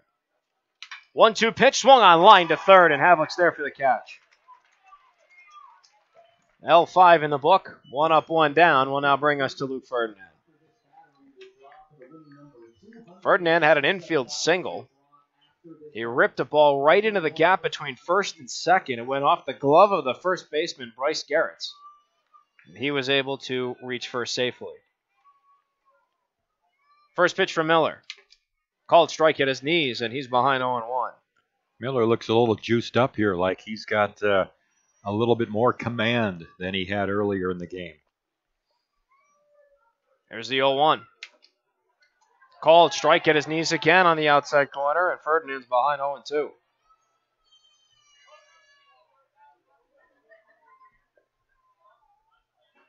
No balls, 2 strikes to count to the Hardhats first baseman. Miller pitching from the stretch. No one on the base path and 1 out. 0-2. Hits him. And Luke Ferdinand's going to take first base. This disease is catching. So Ferdinand on first with 1 out, and that's going to bring us to the DH, Tommy Wall, who reached safely on a 5-6 fielder's choice, and that forced out Zach Sumption, like we had mentioned earlier, in that sequence of events. So Tommy Wall 0 for 1, but he's been on the base path. 1 out, 1 on, and his first pitch is high and away for ball 1. Tommy on the season didn't get too much action batting. He ended up batting .279 in 25 games. Here's his 1-0. Swung on, ball's chopped foul, third base side. And the count evens up at a ball and a strike for the Hardhats DH. 4-1 is Mitchell's lead. They've scored 2 runs in the third, 2 runs in the fourth. Hardhats started off 1-0 with a run scored on an error in the bottom half of the first. But it's been Mitchell the whole way since. 1-1. Swung on, ball's popped up, left field.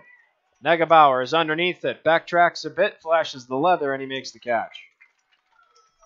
F7 in the book, 2 down, Ferdinand still on first. And that brings us to the center fielder, Riley McSherry. McSherry's 1 for 1. He singled the last time he was up. That loaded up the bases with 1 out in the bottom of the second. Walker Paz popped out and invoked the infield fly rule, and Justin Kramer flew out to left to end the threat. And at the time, it was still 1-0 post 22. So what could have been?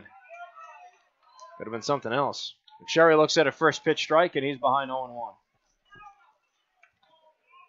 Ferdinand, not that big a lead off at first. Miller gives him a look. And the 0-1 pitch. Misses low and away, and it skips, and Ferdinand's got to take off for second.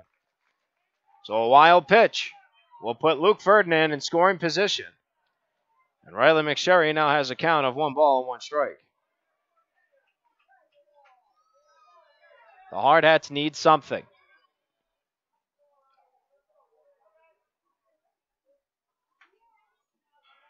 Here's the 1-1. Swung on, and the ball's lined into left field. That's going to drop for a base hit.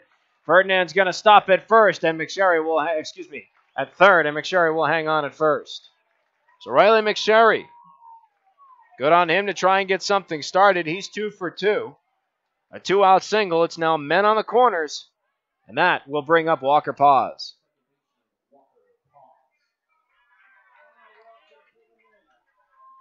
So here comes Paz. Paz on the ball game, 0 for 1. Fly out to short, invoked the infield fly rule. He walked his first time up. He is the only post-22 run. And Miller will step off the rubber. If Paz keeps the inning going, Justin Kramer's on deck. If not, the Hardhats will strand another man on third and bring up Spencer Negebauer in the top of the 5th. Men on the corners for Paz.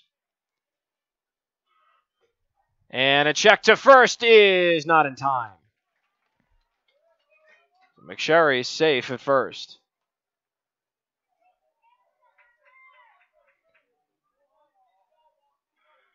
We have yet to see a first pitch thrown to Paz. And the first pitch now is swung on. That ball's hit high in the air to left. Negebauer's tracking back, shy of the warning track, and he makes the catch. And that is going to end the threat. The Hardhats strand 2 more on the base path. 1 90 feet away from scoring. For the Hardhats, it was no runs on a hit with no errors. 2 men left on base in the bottom of the 4th. And at the end of 4, Mitchell has a 4-1 lead. Be right back with the top half of the 5th in just a few moments. You're listening to the official radio home of the Hardhats here on ESPN Radio, Rapid City. Fun never ends at the Lodge at Deadwood Gaming Resort. Satisfy your cravings anytime, day or night at Augie's Sports Bar, serving juicy certified Angus beef burgers 24 hours a day. You can always find a game with card tables open 24 hours and high-limit wagers up to $1,000. Choose from hundreds of the most popular slot games available, with new games arriving every month. We're always ready for fun and excitement at the Lodge at Deadwood, the locals' choice for 24-hour dining and gaming.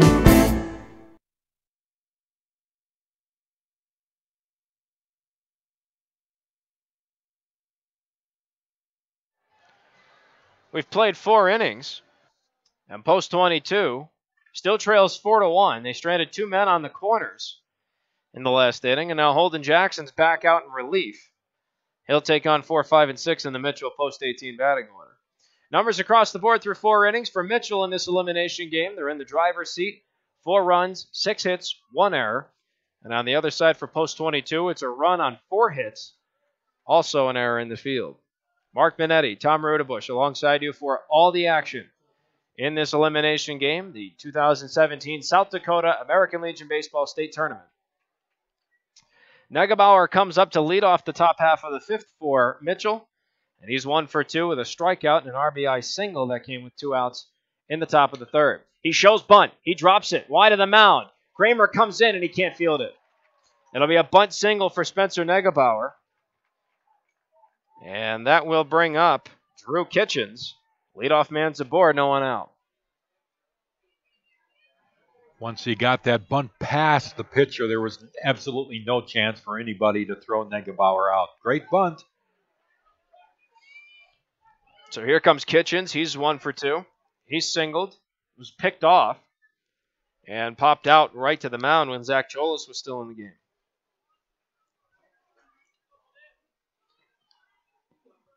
Negebauer, not that big a leadoff at first. Jackson's first pitch hits him.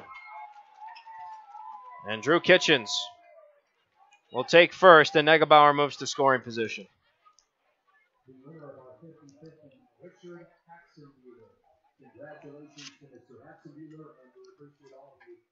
And Holden Jackson has a quick word with Timmy Paris, and he'll go right back to it.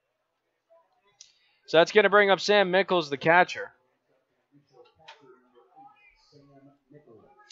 And Mickles is 1 for 2 with a single, a run scored. He's also struck out. He was the final strikeout issued by Zach Cholis of his 2.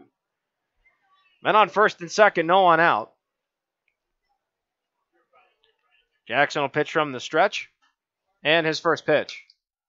Misses low and away. It's ball 1.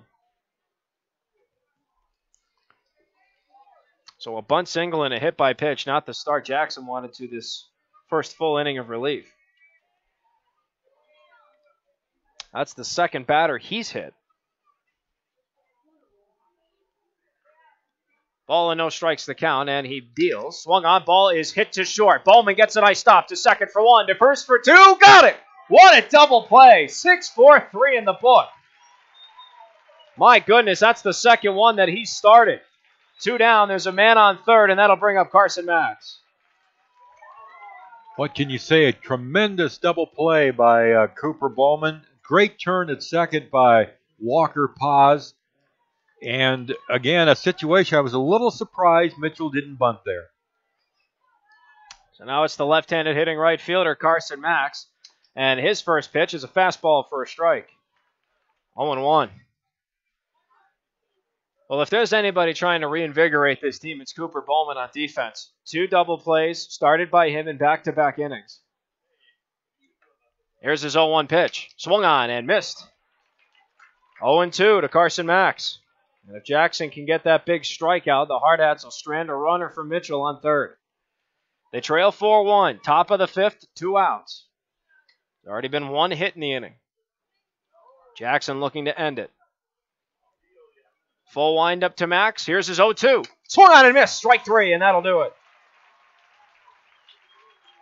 Carson Max retired, and a runner stranded at third. No runs, a hit. No errors charged to post 22. 1 man left 90 feet away from home. We've played exactly half of regulation. 4.5 innings in the books, and post 22 still trails 4-1 in this elimination matchup against Mitchell. We'll be right back with the bottom half of the 5th, and Justin Kramer to lead us off in just a few moments here on the official radio home of post 22 baseball on ESPN Radio Rapid City. When you're done with fads, when you're done with gimmicks and tricks and miracle cures, crash courses and rebound weight, when you're done with going it alone, when you're done with diets, there's Profile.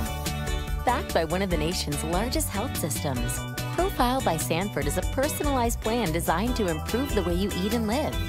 When you're ready to get real results with Profile.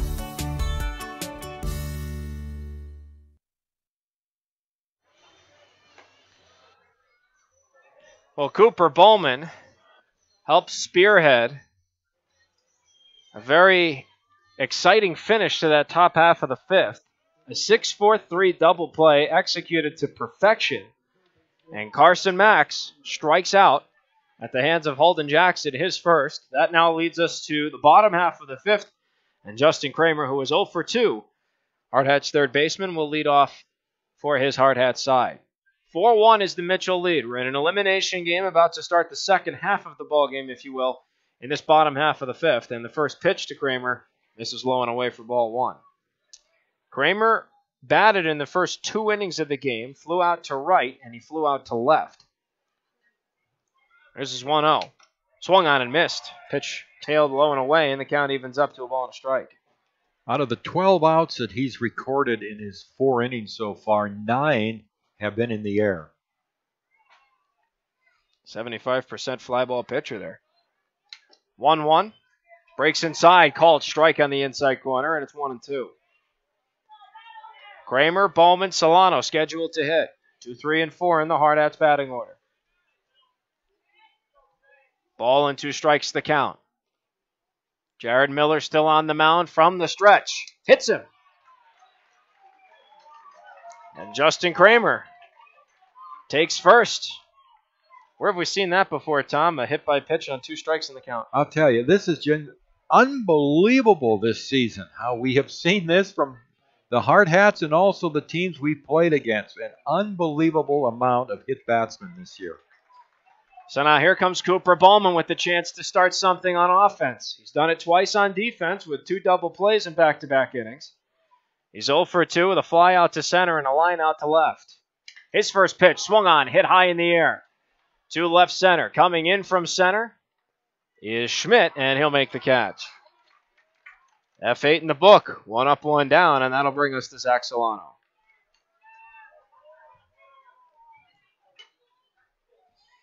Solano is 1 for 2. He's reached both times he's come up to the plate. Single the last time he was up, was caught stealing on a 50-50 call. Reached on an error that eventually knocked in Walker Pause. First pitch swung on, and that ball's turned high in the air to left. Underneath it is Spencer Negebauer, and he'll make the catch. 2 more fly ball outs. And F7 in the book. 2 down. Justin Kramer still on first, and that'll bring us to Timmy Paris. Timmy Paris is 0 for 2. He's looking for his first hit of the ball game. Fly out to right. Surprise, surprise. And a strikeout. It's the only strikeout issued by Jared Miller in the start. But now that's 11 flyouts on 14 batters faced. Insane. Check to first. Kramer's back. Still waiting on that first pitch to Timmy Paris. If he keeps the inning going, Zach Sumption's on deck. If not, 8, 9, and 1 are due up for Mitchell in the top of the 6th. First pitch is fouled by Paris at home, and it's 0-1. You get the feeling, at least I do, and of course my feelings have been wrong for most of this tournament, but if Post 22 can just get that a home run or an extra base hit that brings home a run, and I think that would get him going. Boy, if Timmy would launch one here, that could be the start of it. 0-1, swung on, ball's hit high in the air to left center field. Backtracking is Schmidt. He's underneath it. He makes the catch. And that is going to do it. An F8 in the book. Another fly ball out. No runs, no hits, no errors. Justin Kramer stranded on first with that hit by pitch. Couldn't advance. And at the end of 5 innings, Mitchell still has a 4-1 lead in this elimination matchup over Post 22 in the state championship tournament. We'll be right back with the top of the 6th. Bryce Garrett's a lead off for Mitchell as he faces Holden Jackson here on the official radio home of Post 22 Hardhats Baseball on ESPN Radio, Rapid City. If you're looking for a modular home of the highest quality, you want a Lichty home. Check out our impressive selection of Lichty homes at lichtyhomes.com. This is usually the part where our web address is displayed out on screen so you can spell it. But this is radio, so okay. It's LIECHTY homes.com. And now we're out of time. Great homes, great selection, tours too. Lichty Homes.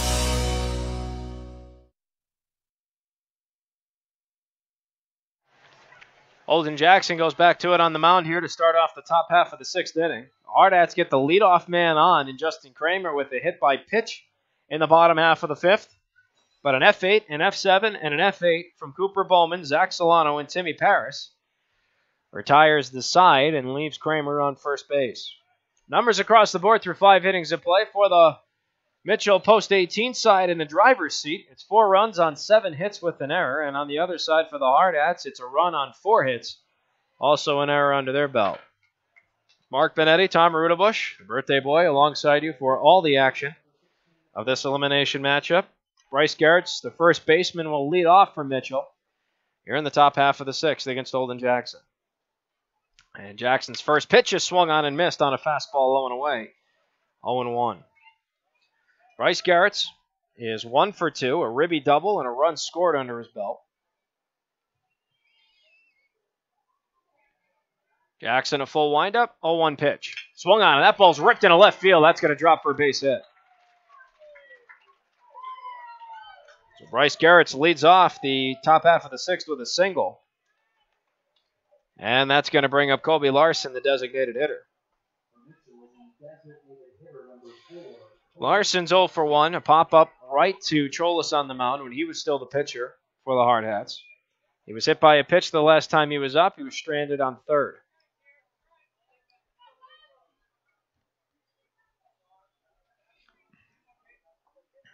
Jackson looks over at first, and his first pitch to Larson misses low for ball 1. Man on first, no one out here in the top of the sixth for Mitchell. They are in the driver's seat in this elimination matchup, 4-1.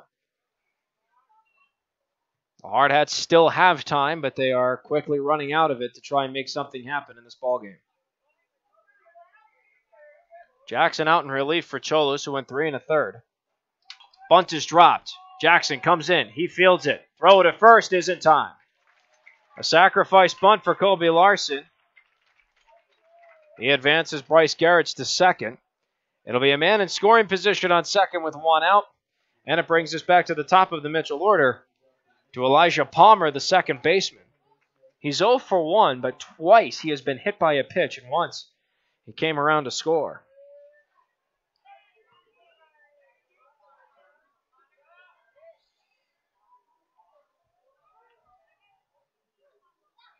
First pitch from Jackson. Called strike on a breaking ball, and it's 0-1. Breaks Havlick, the third baseman, on deck. 0 for 1. He's been hit by a pitch, knocked in a run, and walked. No balls and a strike to count here to Palmer.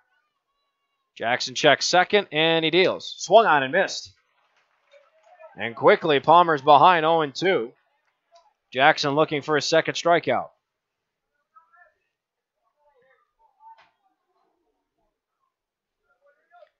No balls and 2 strikes. And Jackson will step off the rubber and spend some time in thought before he's ready to throw. 1 out, a man on second here in the top of the sixth. Mitchell with a 4-1 lead. Hardhats trying to keep it that way. A look at the runner at second. 0-2 pitch. Swung on and just fouled at home plate. And the count holds 0-2. What's Holden got for pitches? Well, he's about to throw number 19, so he's been pretty efficient in the relief time he's had. I think he came into this inning, if my memory serves me correctly, with only 11 pitches. He faced 2 batters, hit 1 on 2 pitches, then got a double play on 2 pitches. Went through 7 in the 5th. And now he's at 7, soon to be 8.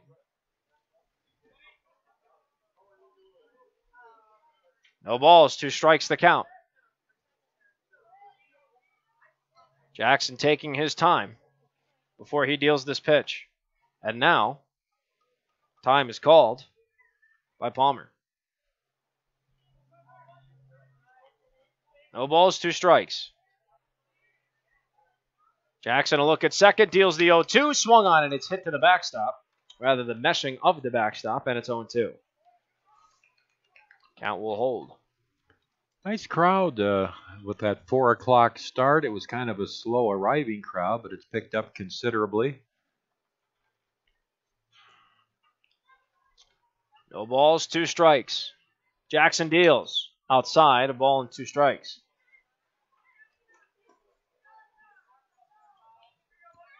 It's hard to believe that if Post 22 would lose this game, the season's over before the end of July.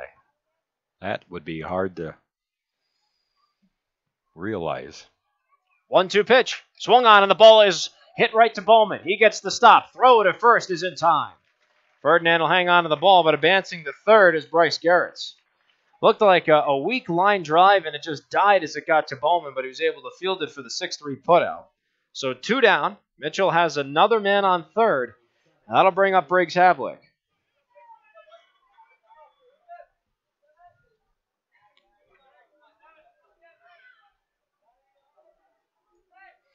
Havlick on the ball game, 0 for 1. He looks at a first pitch strike. 0-1 his count. 0 for 1. He grounded out to Cholis in the first inning in his first at-bat. Walked, came around to score in the third. RBI hit by a pitch in the fourth with the bases loaded. Here's the 0-1. Swung on. Ball's popped up. Left side of the infield. Justin Kramer is underneath it. And he makes the catch, and that'll do it. So the Hardhats, 2 innings in a row, strand a man on third for Mitchell. And they don't add any more runs. No runs on a hit with no errors. A man left 90 feet away from scoring. And at the end of 5.5, Post 22 still trails 4-1. They're getting the defense. They just need their offense to get them back into this one. We'll be right back after 30 seconds here on the official radio home of the Hardhats on ESPN Radio, Rapid City. With more than 300 pediatric experts in 35 specialty areas, Sanford Children's offers the care that matters to your family. At the Castle of Care, we are committed to bringing in the latest and most advanced technology and services to care for your children. And having the largest team of specialists in the region means your child can receive expert, individualized care close to home. At Sanford Children's, we promise to put your family first. To learn more, visit childrens.sanfordhealth.org.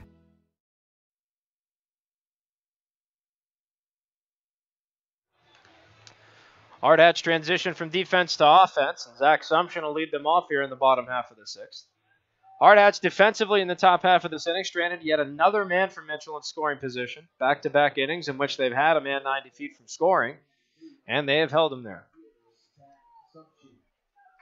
4 runs, 8 hits, an error from Mitchell through 5.5. Hardhats, 1 run, 4 hits, 1 error. Jared Miller still on the mound for Mitchell. He's pitched his heart out for his club. And his first pitch to Sumption rides inside for ball 1. Sumption's 0 for 1, walked in his first at-bat, lined out to third in his second. 1 ball, no strikes here in the bottom of the 6th. Next pitch, high and inside, 2-0.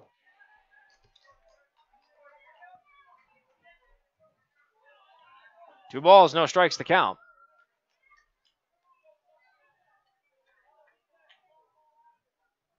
Miller again pitching from the stretch, 2-0. Low and away, 3 balls, no strikes to Sumption.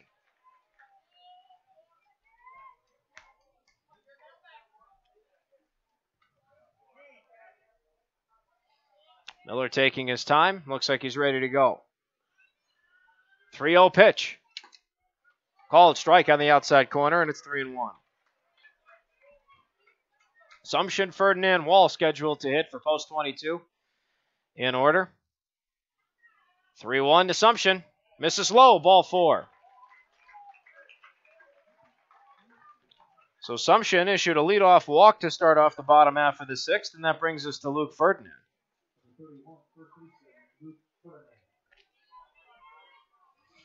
Ferdinand on the ball game, 1 for 1, an infield single. Hit by a pitch the last time he was up with no balls and 2 strikes as his count. He shows bunt. And Miller steps off the rubber before he throws. Interesting move. I would have to imagine that's a bluff. Well, Luke isn't going to leg out too many bunt hits. First pitch. Skips inside and it goes to the backstop. Sumption's taking second. But, you know, in retrospect, if Luke did that on his own or whatever, it was kind of an interesting deal because it certainly drew the reaction of Havlick, the third baseman, and kind of maybe disrupted the concentration of Miller. So give Luke credit for trying everything he can to try to get something going here. So Sumption's now in scoring position. The challenge is bringing him in. Man on second, no one out. Miller looks at second, 1-0 to Ferdinand. He shows bunt, but he pulls back as the pitch is outside, 2-0. Possibly still trying to elicit a reaction, or just move Sumption over to third. 2 balls, no strikes. Ferdinand drops the bunt. Third base side, but it goes foul. And it's 2-1. That's interesting. I don't understand that very much, but it's 2-1 now. Assumption still on second. No outs here in the bottom of the sixth. The Hardhats trail 4-1. They are looking for a spark. Anything at this point. Ferdinand has showed bunt a couple of times. Dropped his first attempt foul. 2 balls and a strike his count. Miller looks at second. Ferdinand again squaring to bunt. And time's called. Miller was in a staring match with Assumption over at second. And now, looks like the Mitchell coaching staff will come out and have a brief word with everyone in the infield and the pitcher, Jared Miller. Luke Norton going out. I bet I can tell you what he's saying. Forget all this extracurricular stuff that's going on with the hitter. If he wants to bunt, we'll take the out. Don't worry about that. Throw strikes. He says and I can almost guarantee you that's what Luke's telling him. Because it does. If they want to bunt the runner to third, fine. Post 22 has 12 outs left in the game. They'll give up 1 right here. And as we said, Luke is, a good hitter, but he's not a great, a speedy runner, so he's not going to leg out very many bunt hits. So 2 balls and a strike is the count to Ferdinand. It looks like we're ready to play baseball again. The corners are in on the grass. Assumption takes his lead off a second. And time is called again by Ferdinand. Boy, Luke's doing a great job of disrupting this pitcher and the Mitchell team. Ferdinand shows bunt. Pitch is low. It's ball 3. 3 balls and a strike, the count now to Ferdinand.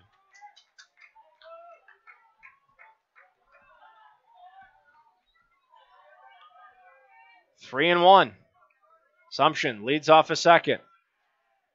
And the pitch is bunted foul. And the count goes full.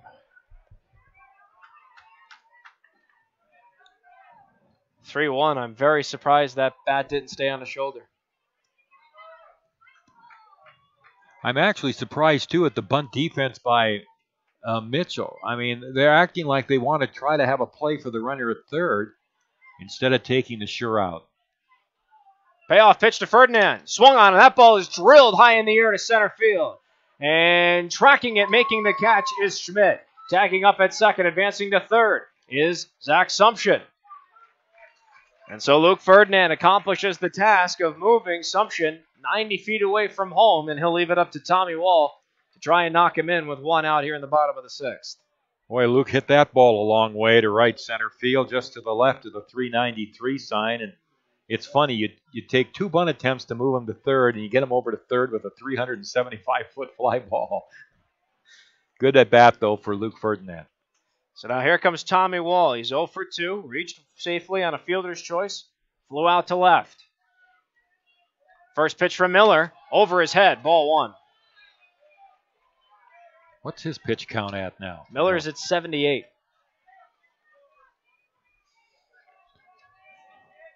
Tommy Wall is the DH in today's game. He is the third gentleman to take up that mantle between Todd Stevens and Jack Sorensen.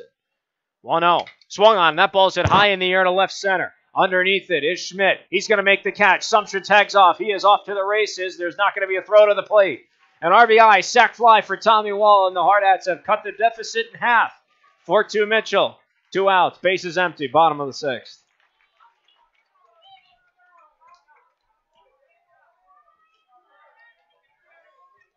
So Zach Sumption comes around to score on the flyout from Wall, and that will bring up Riley McSherry. And credit McSherry. You talk about trying to get something started. Came into this game batting in the 9-hole, 0 for 8. 2 for 2 today. Pair of singles for McSherry. Bases are empty.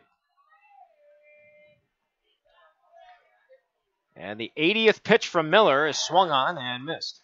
0-1. The last 8 outs recorded by Miller, all in the air. It's absurd. So when was his last ground out? McSherry hits one to short. Stop is made. Throw to first, not in time. 3 for 3 is Riley McSherry. This one an infield single to short. Kitchens made a great stop, had a good throw, but Riley McSherry was that much faster. So an infield single for McSherry. With 2 outs, we're back to Walker Paz at the top of the Hardhats order. Paz represents the tying run. Should he go yard, this place will explode. First pitch is high, ball 1. 1-0 the count to Walker Paz. On the ball game, he's 0 for 2 with a walk, a pop out that invoked the infield fly rule, and a fly out to left. Came around to score the first run. Next pitch swung on, hit high in the air to right field. That ball has the legs, it has the distance, and it is off the wall. Rounding third and heading in to score is Riley McSherry. And Walker Paz has a 2-out RBI single, and the Hardhats are down 4-3. Walker thought he had a home run. He trotted to first base. That ball was off the fence in right field. It should have been no less than a double. And he's going to take off for second, but they called time. Time had been called. And so Walker will hang on at first with that RBI single, but you're absolutely right, Tom. You've got to go full blast until it's called. But a 2-out RBI single nonetheless. It scores McSherry all the way from first. The Hardhats have some life. And now Justin Kramer is up. First pitch, low and away, ball 1. 1-0 the count.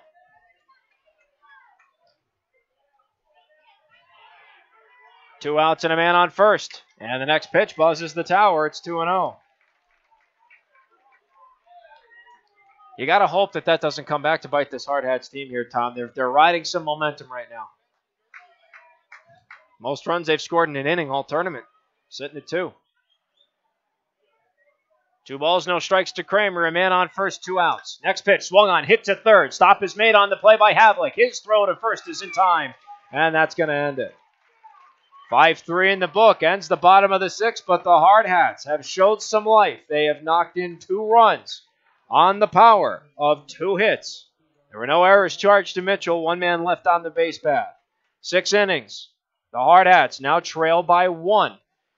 And they need their defense to keep it that way as we go to the 7th inning. We'll be right back in just a moment with the top of the 7th. Holden Jackson's back on the mound.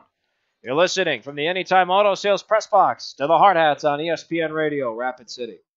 You don't have to try to hit a home run when you're hitting singles and doubles all day. Consistency wins games, and it's key to helping achieve your retirement goals. At Weitzel Financial Group, they believe they're there to help with your own ideals and goals. Head toward your field of dreams. Call Weitzel Financial Group for a consultation at 348-1152. Kurt Weitzel is a registered representative and investment advisor representative with and offers securities and advisory services through Commonwealth Financial Network member FINRA SIPC, a registered investment advisor. Weitzel Financial Group, 817 9th Street, Rapid City, South Dakota, 57701. Trusted Choice Insurance agents are independent agents. I pledge to be your guide, not only to insurance, but to insurance companies. They don't actually work for any one insurance company. And to use my independence to identify the coverage that's best for you. This means they can customize policies from several companies in ways that other agents just can't. And they commit to that. And I pledge. In writing. Trusted Choice. You need an independent insurance agent. Black Hills Insurance Agency, a tradition of service since 1949.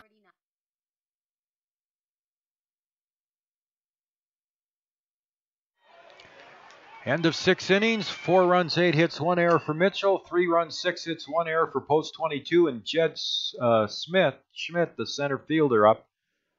And he takes a fastball from Holden Jackson high for ball 1. Schmidt has singled to left, singled to center, knocked in a run in the 3rd, lined into a short to second double play in the 4th inning.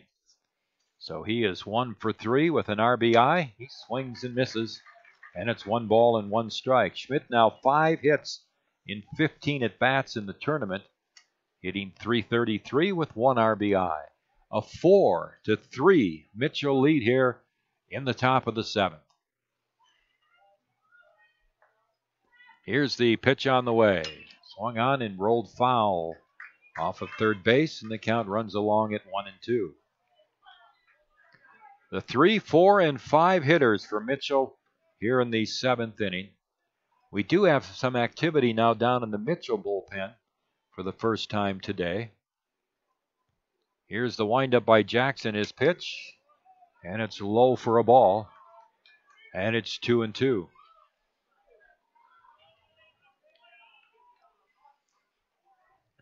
Two balls, 2 strikes. The secret for post 22 now is to shut Mitchell down here right away in the 7th inning. Jackson's pitch. Line past second into center field for a base hit. Solid hit for Schmidt just to the right of second base. He's got his 3rd hit of the game. Let me correct what Schmidt has done in the tournament. That's his 3rd hit today. He's 7 for 15 now. 7 for 16 in the tournament. Great tournament for Schmidt. Here's Negebauer, the left fielder. And the throw to first base, and Schmidt is back. Negebauer has struck out, singled to right in the 3rd inning to drive in a run, and had an infield hit in the 5th inning. Here's the set by Jackson as he glances over to first. And he'll throw over there, and the ball is off the mitt of Ferdinand. And heading to second, and now heading to third is Schmidt, and he will go in safely. A throwing error, or an error. The throw looked that bad to you? It looked hard. It looked fast, but I mean Ferdinand got a decent bit of glove on it though, so I think I'd charge that E3 to be honest. Well, in any event, Schmidt is at third base with nobody out, and the infield has to come in for the Hardhats. So Negebauer with the runner at third, nobody out. 4-3 Mitchell here in the 7th. The pitch on the way is hit back to the mound. And Holden Jackson throws to first for the out. Schmidt has to hold. 1 down. And that brings up Kitchens, the shortstop. Couldn't have asked for a better sequence defensively from the Hardhats with the infield in. Anything hard is going to get by them unless they just make a stellar dive or a stellar stop. But right back to the mound, an easy tap, 1-3 in the book. Kitchens is 1 for 2 in the game. He had a single to center in the 2nd inning. Infield remains in for the Hardhats. Jackson from the set delivers. Swung on a high fly ball, twisting foul down the left field line. And the count is 1 strike. Mitchell's missed a couple of golden opportunities to add to their earlier 4-1 lead. 2 on, nobody out in the 5th inning, couldn't score. After they had scored a couple of runs in the 3rd inning, they still had men in scoring position with 1 out, couldn't score. There's a base hit to left field. Soft line drive single by Kitchens to left field in front of Sumption. Scores Schmidt, and that error turns out to be costly. RBI for Kitchens. That's his 2nd RBI of the tournament. 5-3 now Mitchell. They come right back and get maybe the momentum back. That was number 30, by the way, as far as pitches go for Holden Jackson. So this next one, and he won't be able to come back tomorrow should the Hardhats come back. Sam Mickles up, takes a strike. Mickles has struck out, had an infield hit into a short to second to first double play. He's 1 for 3. 3 for 14 in the tournament. Kitchens leads off at first. Ferdinand holding with him. The pitch on the way is peeled foul. Back to the screen. No balls and 2 strikes.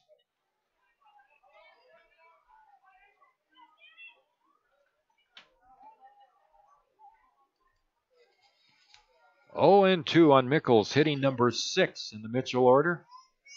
Carson Max, the right fielder, is on deck. Here's the pitch, and it's high. And they had the runner caught off first. But Timmy Perez hesitated on his throw down there, and that allowed the runner to get back.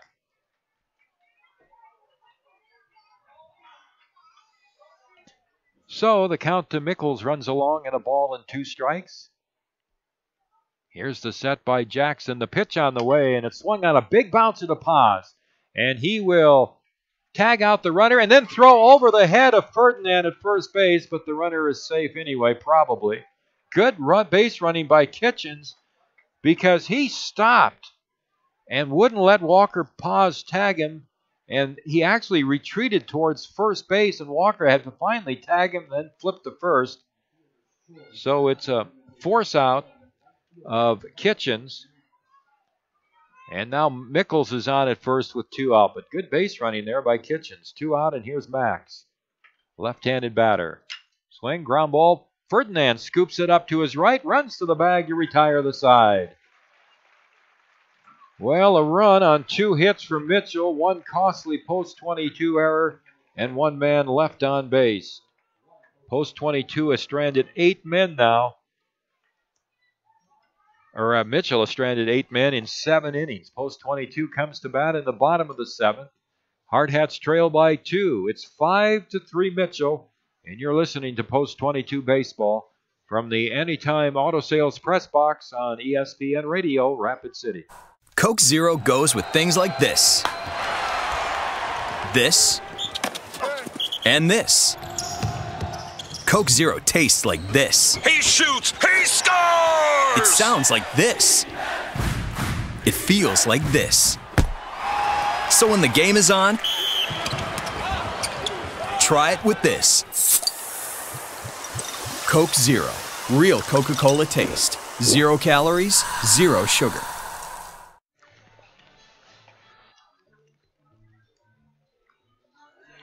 Three, 4, and 5 hitters for Rapid City here in the bottom of the 7th inning. Cooper Bowman is 0 for 3. Cooper's hit the ball in the air every time. 14 of the 18 outs registered by Jared Miller of Mitchell have been fly ball outs. Bowman has flied to right center, lined out to left, and flied to center. So he's 0 for 3. Cooper 8 for 16 now in the tournament, hitting .500 with 3 doubles and 3 RBIs. Jared Miller with 100. No, how many pitches is he at? 86. 86 pitches. Heading towards 100. Throws a breaking ball, and it's high for a ball.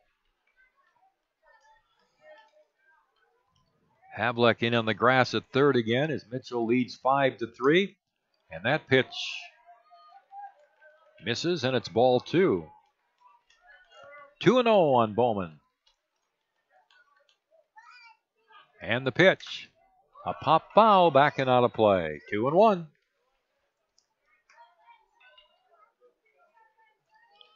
Post-22 scored a run in the first inning on a Mitchell error, and then scored 2 runs in the 6th inning on a sacrifice fly by Tommy Wall and a single off the right field fence by Walker Paz. Here's the pitch to Bowman. High and inside. So the count goes to 3-1 on Cooper.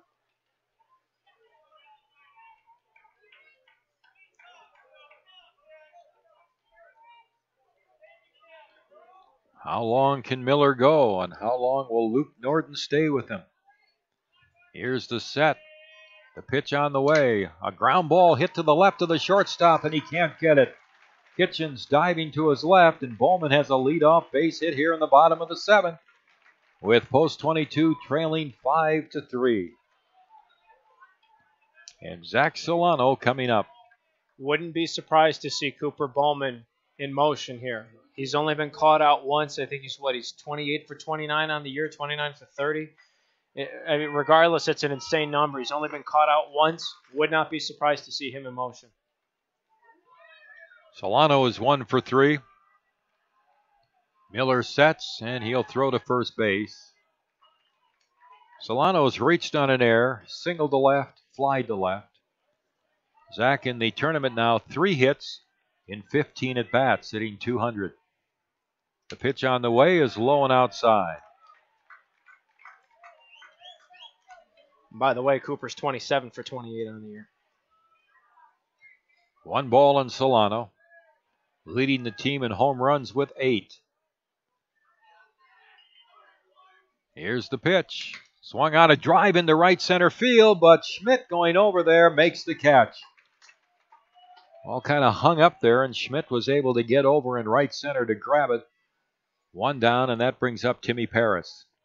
That wind's blowing very weakly from right field to left field, so I think that may have had something to do with it. Not necessarily a strong wind, but sometimes that little push is all the ball needs to just kind of die up there. Paris is 0 for 3. Timmy has flied to right, struck out, flied to center, and there's another fly ball out off the bat of Solano. And the throw to first base. That's 15 fly ball outs in 19 outs.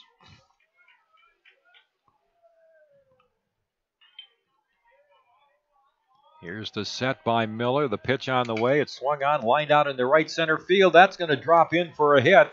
Ball is fielded out there by Max. Rounding second is Bowman. He'll go to third. Runners at first and third. So Paris singles to right center. And that'll bring up Zach Sumption. 5-3. Mitchell leading the Hardhats here in the bottom of the 7th, but the tying run is on now with Paris at first base. Bowman over at third. Sumption has walked, lined to third, and walked his last at bat in the 6th inning and scored a run. Zach, 2 for 11 in the tournament. Swings and it's a high fly ball out into left field. It's carrying deep. Back goes to left field, and that ball is caught on the warning track by Negebauer. Tagging up and scoring is Bowman. That ball was about 3 or 4 feet from being a tremendous home run for Sumption. It does get an RBI, as in to score is Bowman. Paris holds at first, and now it's 5-4 Mitchell. That's a big swing right there, because as it stands right now, only one run comes in. If there were an extra 3 feet on that ball time, it's 6-5. Hardhats are in the lead, and this place is going bonkers. Another fly ball out. Here's Ferdinand. Here's the pitch. Checks his swing. The pitch is down low for ball one. 1 ball and no strikes. So now Paris, the tying run at first with 2 outs. Some of these fly balls are going to start dropping sooner or later. Here's the pitch. Swung on, bounced foul off to the right. And it's 1-1 on Luke Ferdinand.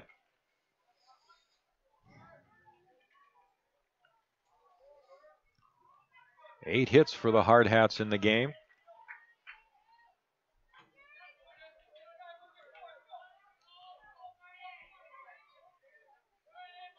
Here's the set by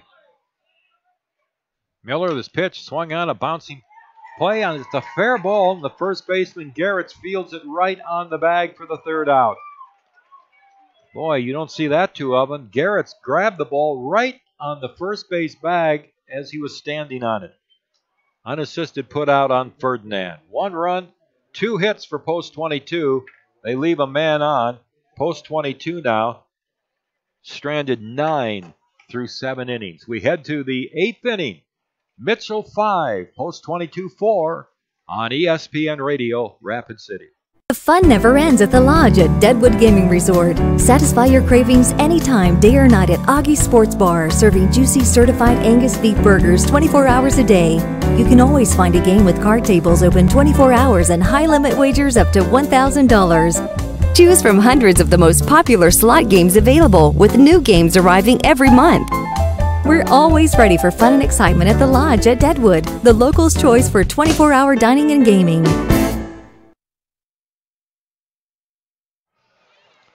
Holden Jackson back out on the mound in relief. He has taken over since 1 out in the top of the 4th on the mound for the Hardhats. Zach Cholas started 3 1/3 innings. It's been Holden Jackson the rest of the way. And he will face in the order for Mitchell 8, 9, and 1. Starting off with Bryce Garrett's the first baseman, followed by Kobe Larson, the DH, and then back to the top of the order to the second baseman, Elijah Palmer.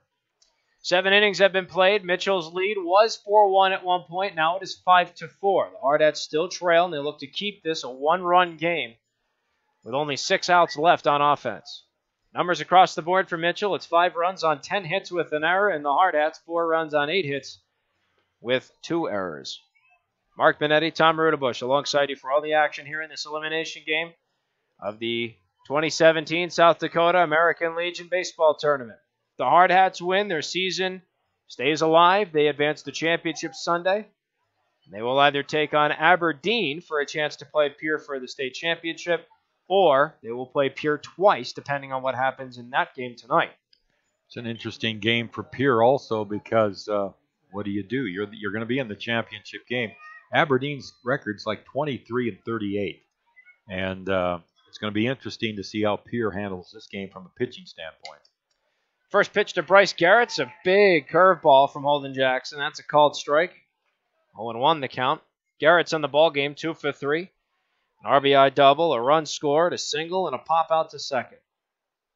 0-1 pitch. Swung on, and that ball's turned on to left. That ball has some distance to it, and Sumption watches it bounce off the wall. Sumption comes in to field it. He gets it in to second, and Paz will hang on. A leadoff double for Bryce Garrett, his second double of the ball game. And that brings us to Kobe Larson, the DH. Boy, he's 3 for 4 in the game, and he is now 7 for 15 in the tournament. He's had a great hitting tournament. So now Larson, the DH, comes up. He's 0 for 1, a pop out to the mound. He was hit by a pitch, and he also dropped down a sacrifice bunt. Corners are in on the infield, and the first pitch is low. It skips away from Paris, and taking advantage of third is Garrett's. Wild pitch will advance. Bryce Garrett's to third. And again, Garrett's doesn't run well, so you needed probably 2 hits to get him home from second. Now he's at third with nobody out, and the infield has to come in. Anything out of the infield you'd have to think would score him unless it's a shallow fly ball. Second pitch to Larson, a called strike. It's 1-1.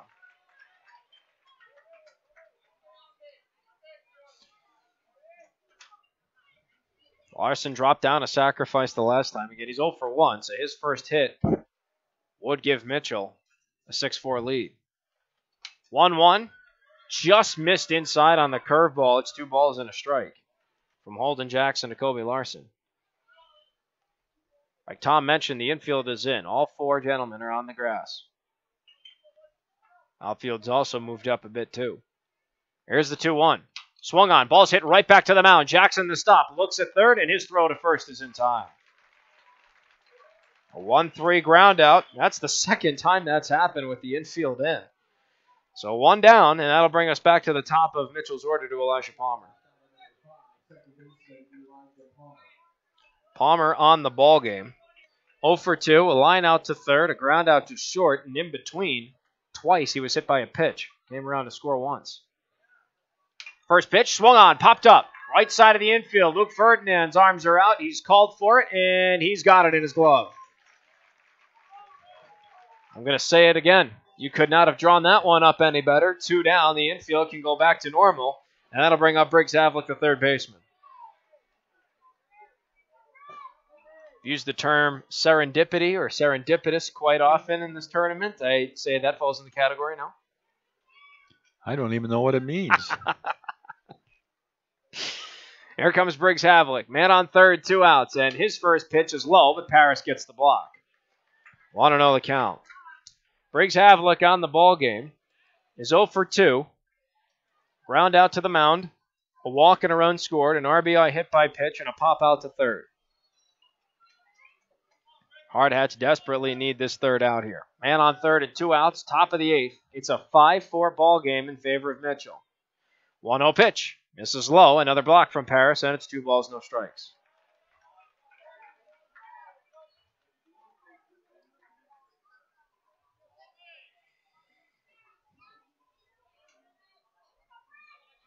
If Havlick is the final out, Tommy Wall leads off the bottom half of the 8th.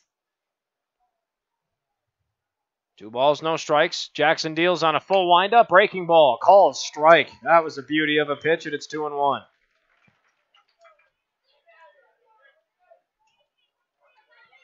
Tommy Wall had a sac fly RBI in his most recent at-bat for post 22, and again, he'll lead off the bottom half of this frame. 2-1 pitch to Havlick. Breaking ball swung on and missed. 2 balls, 2 strikes. And if Holden Jackson can get strike 3, that would be the most clutch strikeout of all of them tonight. It would also be a second. 2 balls, 2 strikes. Jackson will go full windup again. He agrees on a sign. 2-2 to Havlick. Caught him looking, strike 3.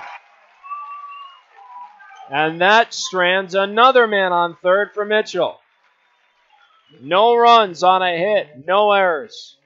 And Bryce Garrett, who led off with a double and was advanced on a wild pitch, can only watch from third. We played 7.5. Post 22 trails 5-4.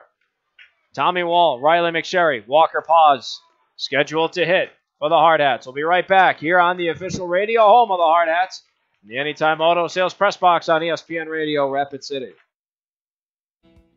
Camping World is here to help you connect to adventure and explore the outdoors with friends and family, offering new and pre-owned RVs to fit every budget and thousands of parts and accessories for any need. Camping World has it all. With over 125 supercenters nationwide, you're never far from America's #1 RV dealer. No matter where your adventures take you, whether you need an RV, parts, or service, Camping World is here to help you every step of the way. Visit Camping World in Rapid City or shop campingworld.com today.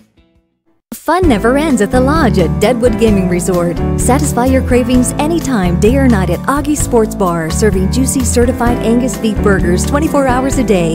You can always find a game with card tables open 24 hours and high-limit wagers up to $1,000. Choose from hundreds of the most popular slot games available, with new games arriving every month. We're always ready for fun and excitement at the Lodge at Deadwood, the locals' choice for 24-hour dining and gaming. Tommy Wall comes out to start off the bottom half of the 8th inning for Post 22. And he will do so against a new arm. The afternoon of Jared Miller has come to an end, and the designated hitter, Kobe Larson, will now take over pitching duties for Mitchell. Jared Miller went 7 innings, allowed 8 hits, 4 runs, 3 of which were earned. 3 walks to a strikeout, 2 hit batsmen, all on 98 pitches. So Kobe Larson comes in, and his first pitch to Wall misses high and away for ball 1, and Wall bluffed a bunt. Larson has pitched 20 innings on the season, allowed 16 hits, 10 walks, only 7 strikeouts. His ERA is 4.5. He was 2-2 with 1 save. 1-0 pitch, misses low and away. It's 2-0. Tommy Wall in the ballgame is 0 for 2.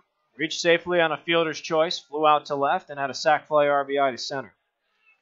Here's his 2-0. Swung on, and it's fouled to the right of our press box behind home plate. It's 2-1. Hardhats defensively stranded another Mitchell runner on third. They need to utilize that momentum on offense. 2-1. Swung on. Hit right to Havlick at third. His throw to first is low, but it's scooped up and in time. Boy, Garrett's made a nice scoop on that play. That could have been trouble. So 1 up, 1 down for the Hardhats. That brings up Riley McSherry, the center fielder. I said it before, Tom. I'm going to say it again. You have to give Riley McSherry a ton of credit. Comes into this game 0 for 8. His team needs something. He's 3 for 3, and he scored in this game as well. 3 singles. Here's his first pitch from Larson. Breaking ball. Called strike at his knees. 0-1. Walker Paz on deck. He had a big RBI single that knocked in McSherry the last time he reached base. Larson a full windup. And the 0-1's high and away, and it'll be 1-1.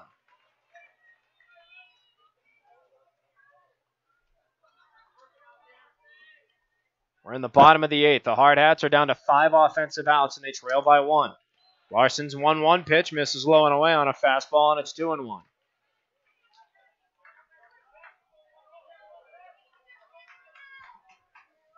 Breaks Havlick, the third baseman, is on the grass, parallel with the pitcher.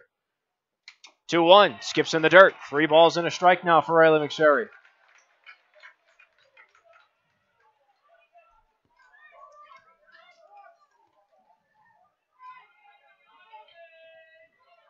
Larson's a 16-year-old right-hander.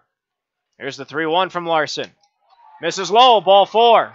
And Riley McSherry is on base for a 4th time in as many trips to the batter's box. A 1-out walk. And it brings up Walker Paz, who knocked him in the last time when McSherry was on first. Oz on the ball game, 1 for 3. A walk, a run scored, an RBI single most recently. First pitch. Called, strike at his knees, outside corner, and it's 0-1. Justin Kramer's on deck if the double play doesn't end the inning. Third base again is on the grass. Check to first, McSherry's back. Kobe Larson in relief, was the DH. He'll remain in the batting order, but now he's the pitcher. So Mitchell has lost their designated hitter. And Larson will look off the rubber, and McSherry's back. Nice fun game of cat and mouse between base runner and pitcher. Tom's favorite aspect of the sport.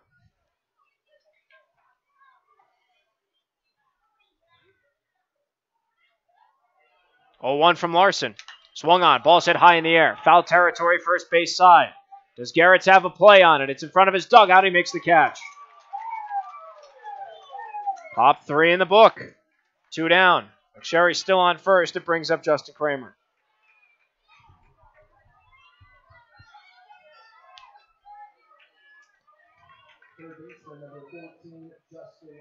So 2 outs. McSherry on first. Justin Kramer is 0 for 3. He's been hit by a pitch. First pitch, McSherry goes. It's up high, ball 1. Throw to second is not there. It skips by the shortstop covering, but doesn't go into center field because Palmer covered from second. A big stolen base for Riley McSherry, which means that all Kramer needs is a base hit, and we have ourselves a tie ball game. Ball and no strikes to count to the Hardhats third baseman. And the 1-0. Called strike. Breaking ball at his knees, and it's 1-1. If Kramer keeps the inning going, then either a run has scored or there will be 2 men on base, and Cooper Bowman's on deck. Here's the 1-1 pitch. Swung on. Ball is ripped foul, third base side. And it's 1-2.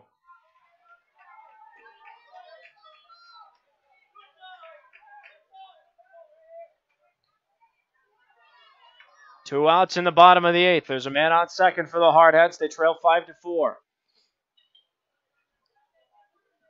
Kobe Larson checks McSherry on second, and now time's called.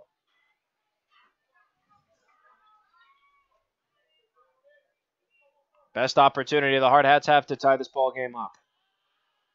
1 ball, 2 strikes. Larson a long look at second. Another take. Deals. Low and away. And it's 2-2.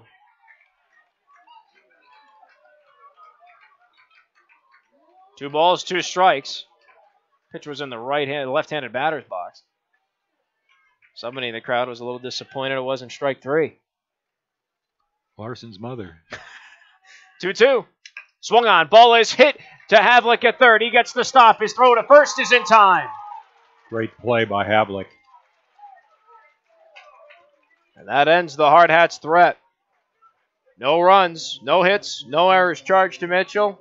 And Riley McSherry left in scoring position. The Hardhats are down to their final 3 outs on offense and defense. Mitchell has a 5-4 lead, and Holden Jackson will try and keep it that way for one last chance on offense. We'll be right back with the 9th inning in the Anytime Auto Sales Press Box here on ESPN Radio, Rapid City. If you're looking for a modular home of the highest quality, you want a Lichty home. Check out our impressive selection of Lichty homes at lichtyhomes.com. This is usually the part where our web address is displayed out on screen so you can spell it. But this is radio, so okay. It's LIECHTY homes.com. And now we're out of time. Great homes, great selection, tours too. Lichty Homes. So we head to the 9th inning as Mitchell comes to bat with 5 runs, 11 hits, and 1 error. And for post 22, 4 runs, 8 hits, and 2 errors. Following this game, it will be Pierre taking on Aberdeen. And Aberdeen must win that game to remain in the state tournament. Pierre's already secured a place in the championship game tomorrow. If Pierre wins, then they would have to lose twice tomorrow to lose the state championship. Jed Schmidt, the center fielder up for Mitchell, he is 3 for 4 in the game. He has 3 singles and a run scored and an RBI. Holden Jackson swings into his windup, and his first pitch is a breaking ball low and outside. Schmidt now in the tournament with 7 hits in 16 at-bats. He has 1 RBI, left-handed batter. Here's the windup by Jackson. The pitch. Swung on, a ground ball hit to the right side. To Paz, he gloves it and throws to first for the out. 1 up and 1 down in the Mitchell ninth, and that brings up Spencer Negebauer, the left fielder. He has a couple of singles, 1 an RBI single to right in the third. He's also struck out and hit back to the pitcher. So he's 2 for 4 with an RBI. He's 4 for 10 in the tournament. He has 2 RBIs. And the fastball down low for ball 1. 1 ball, no strikes. 1 out, nobody on. Here's the pitch on the way, and it's a ball just inside. May have been low, and it's 2 balls and no strikes. Mitchell 5, post 22 4 here in the top of the 9th inning. Here's the pitch on the way, swing and a miss. A fastball away, and it's 2-1 on Negebauer. I must say, you got to give Holden Jackson a ton of credit. His team's down. He needs him to. They need him to hang zeros. He only allows 1 run. Good on him. There's a foul down the right field line, out of play by Negebauer, and it's 2-2. Mitchell scored 2 in the third, 2 in the fourth, and 1 in the 7th. For their 5 runs. 2 balls and 2 strikes. And the pitch on the way. Swung on, bounced foul down and back. Post 22 scored a run in the first, 2 in the 6th, 1 in the 7th.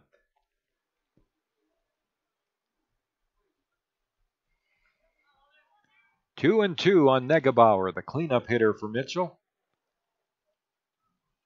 Jackson into the windup. Here's the pitch. And it's a fastball high, and it's a full count. 3 balls and 2 strikes.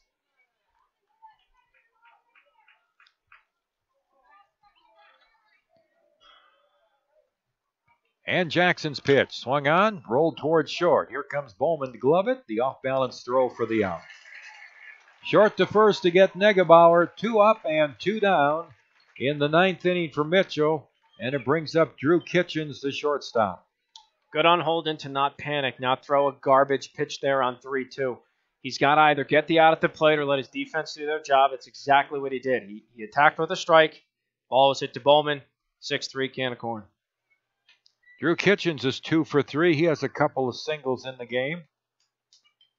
An RBI. He's also been hit by a pitch. He's 5 for 13 in this tournament. It's a foul off the end of the bat, 1 strike. And he has a couple of RBIs. In the bottom of the 9th inning, post 22 currently trailing by a run, it'll be the heart of the batting order. Bowman, Solano, and Paris. Here's the 1-strike pitch. Breaking ball, line to left field for a base hit. Sumption over to field the ball. And Kitchens has his 3rd hit of the game.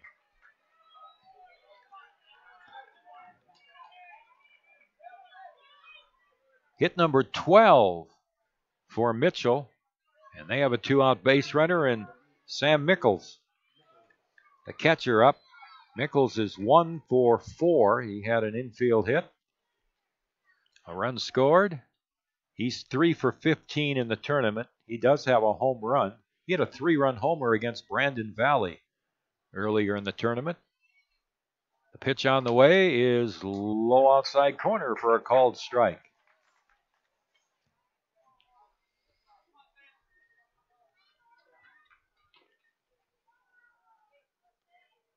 Jackson from the set. He delivers. Swing and a miss, and he's ahead 0-2 on Nichols.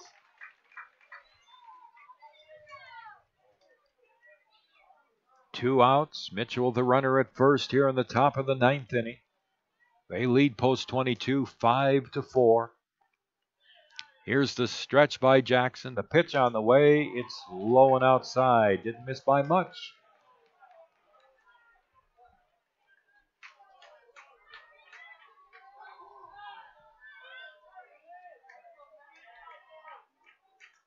One ball and two strikes.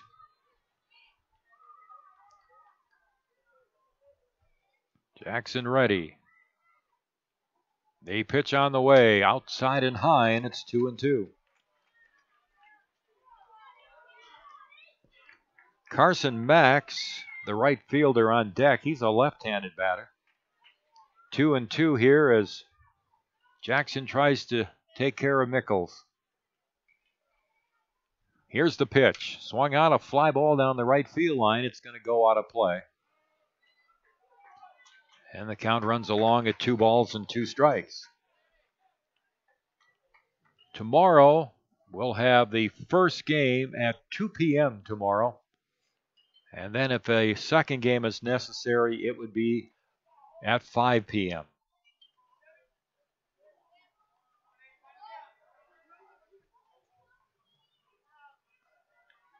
Two and two on Mickles. Here's Jackson's pitch. Swung on, hammered to third. Scooped up by Kramer. The throw to Ferdinand for the out to retire the side. No runs for Mitchell on 1 hit. No errors, and they leave a man on base. Mitchell had runners in every single inning of this game, and they've stranded 10. We go to the bottom of the 9th inning. The season for Post 22 hangs in the balance. It's Mitchell 5, Post 22 4. From the Anytime Auto Sales Press Box, you're listening to Post 22 Baseball on ESPN Radio.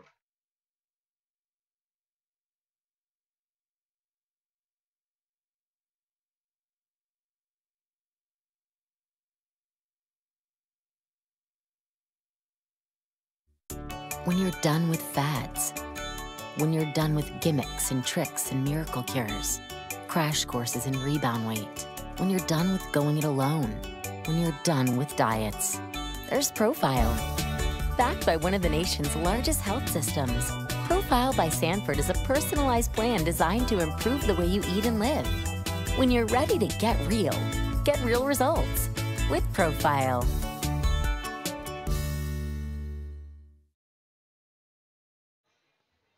Who gave up a walk last inning, and that was it.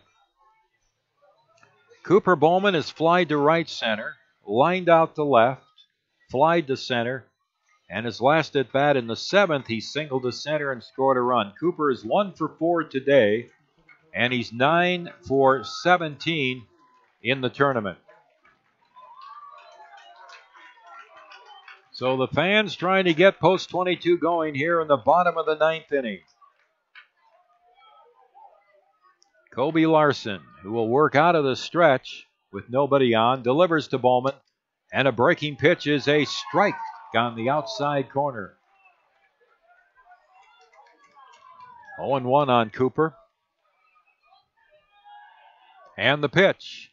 Another breaking ball, and that one is high. 1 ball and 1 strike. Outfield playing pretty much straight away. And the fastball misses high and outside. 2-1 on Bowman. Schmidt over in center field's moved a tad bit over to left, probably 5 or 6 steps maybe, if that. Here's the pitch. Swing and a foul back. And the count to Bowman is 2 balls and 2 strikes.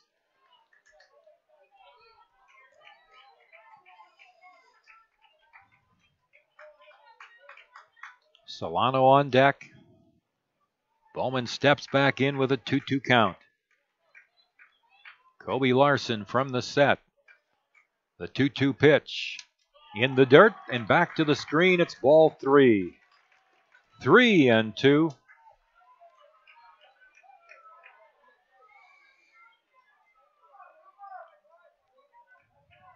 Three balls, 2 strikes on Bowman. The set by Larson. The pitch on the way. Swung on a high pop up to the right side. Palmer, the second baseman on the outfield grass, grabs it for the first out. One down, and that'll bring up Zach Solano, the right fielder.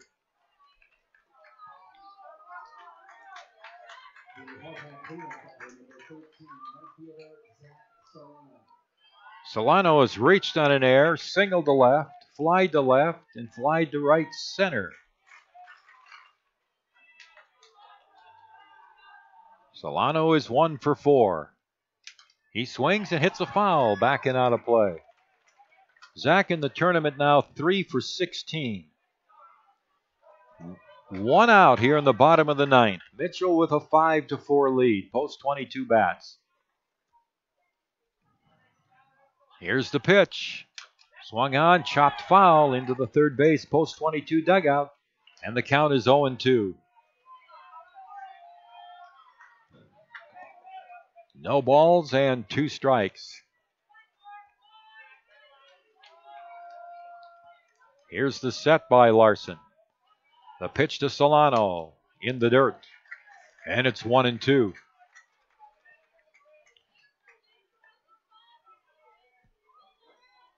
One ball and 2 strikes to count. Here's the set by Larson. The pitch on the way, and he misses low and away. And it's 2-2 now on Solano. Timmy Paris on deck for post 22.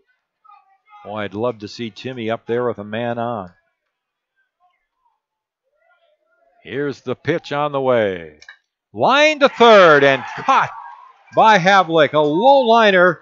Havlick caught it 6 inches off the turf.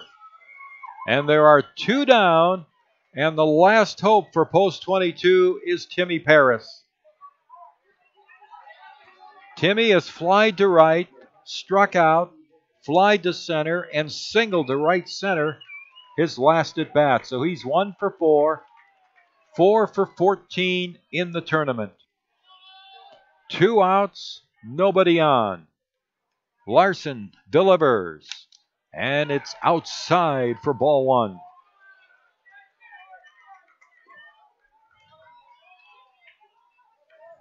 One ball and no strikes.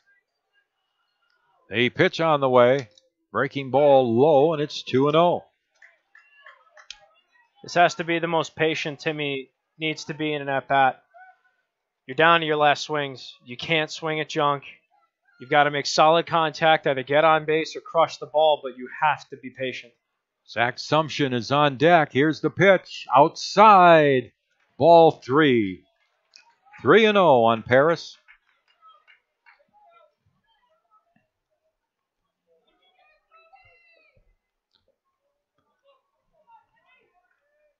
Here's the pitch. And a strike catches the outside corner, and it's 3-1. Timmy steps out of the batter's box, adjusts his batting glove. Now steps back in with a count of 3 balls and 1 strike. 2 outs, nobody on. 5-4 Mitchell, bottom of the 9th. The pitch on the way. It's low for ball 4. Paris is at first base. Now Mitch Messer has a decision to make. Is he going to run for Paris? And the answer is yes. Todd Stevens will run for Paris. And of course, Todd can go in and catch if post 22 can keep this game going. Zach Sumption just missed a home run his last at bat. That was against Miller. He had a sacrifice fly to the fence in left field. His other at bats, he has 2 walks and a line drive to third. So Zach is 2 for 11 with 1 RBI in the tournament. So you got some speed now at first base with Stevens. 2 outs. He represents the tying run. The set by Larson. The pitch to Sumption. Swing and a miss. 1 strike.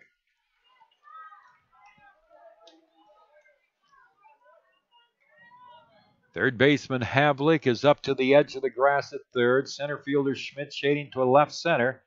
And a throw to first base, and Stevens is back. 1 strike on Sumption. Here's the set and the pitch. And it's a strike on the outside corner, and it's 0-2. So the Hardhats down to their last strike here. They do have the tying run at first. Last of the 9th. The set by Larson. The pitch on the way is hit to center field. Schmidt is there. Gives way to the left fielder Negebauer, who makes the catch. And the game is over, as the season is for Post 22. No runs, no hits, no errors, 1 man left on base. The final score, Mitchell 5, the Hardhats 4.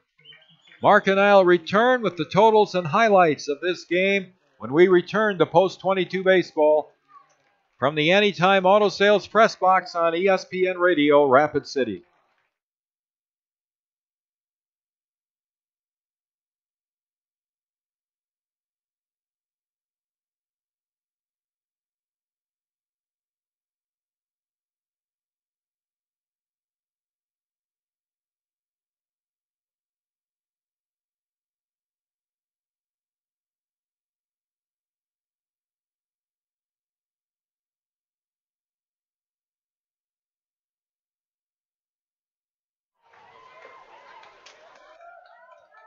The earliest ending to a season in Post 22 history, the 29th of July, as the Hardhats lose 5-4 to Mitchell here in an elimination game. Mitchell moves into tomorrow's 2 o'clock game, and they will play either Pier or Aberdeen tomorrow. If it's Pier, they'll have to win twice. If it's Aberdeen, they'll have to win to get to Pier. Post 22 losing 5-4, 5 runs, 12 hits, 1 error for Mitchell, and 10 men left on base. 4 runs, 8 hits, 2 errors, and 11 men left on base for Post 22, which gives them a total mark of 45 men left on base in 4 games. That's the one problem you didn't want the Hardhats to run into, was the fact that they couldn't knock in any base runners, and they had an opportunity to. I think the turning point of this game came very early. They had a 1-0 lead, which was great, but then in the next inning, bases loaded and 1 out.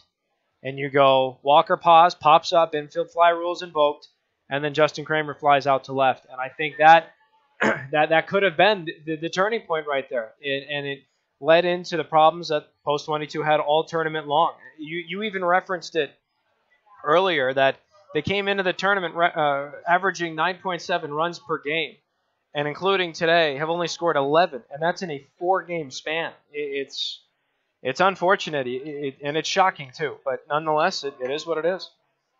Well, Jared Miller started for Mitchell, and Zach Cholis for Post 22. The Hardhats scored a run in the first inning when Zach Solano's ground ball was fumbled by Kitchens. That allowed Walker Paz to score from third base, and the Hardhats took a 1-0 lead. That stood up until the 3rd inning when Mitchell scored with 2 outs and nobody on. They got a hit batsman and a walk to start the rally, and then Jed Schmidt had an RBI single and Spencer Negebauer a run-scoring single, and Mitchell took a 2-1 lead after 3 innings. They added 2 more in the 4th on an RBI double by Bryce Garretts and a bases-loaded hit batsman to Briggs Havlik, and it was 4-1 Mitchell after 4. Post 22 was able to get back into the game with 2 runs in the bottom of the 6th. A sacrifice fly by Tommy Wall made it 4-2. Walker Paz then hit a double off the right field, or a single off the right field fence, and that scored Riley McSherry to make it 4-3 after 6 innings. But in the 7th inning, Mitchell came back, got an RBI hit from Kitchens to make it 5-3. The Hardhats came back in the bottom of the 7th. A sacrifice fly by Zach Sumption scored Cooper Bowman, who had opened the inning with a single, to make it 5-4.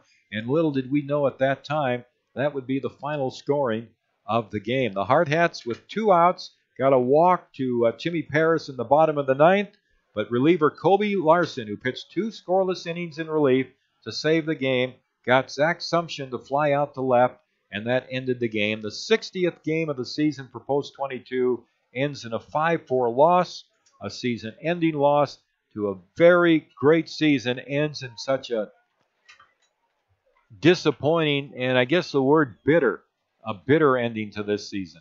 Seriously, Tom, the first thing I said when we went off the air leading into our post-game show was, I can't believe it. We're 51-9, and we're not going to the regional tournament. It's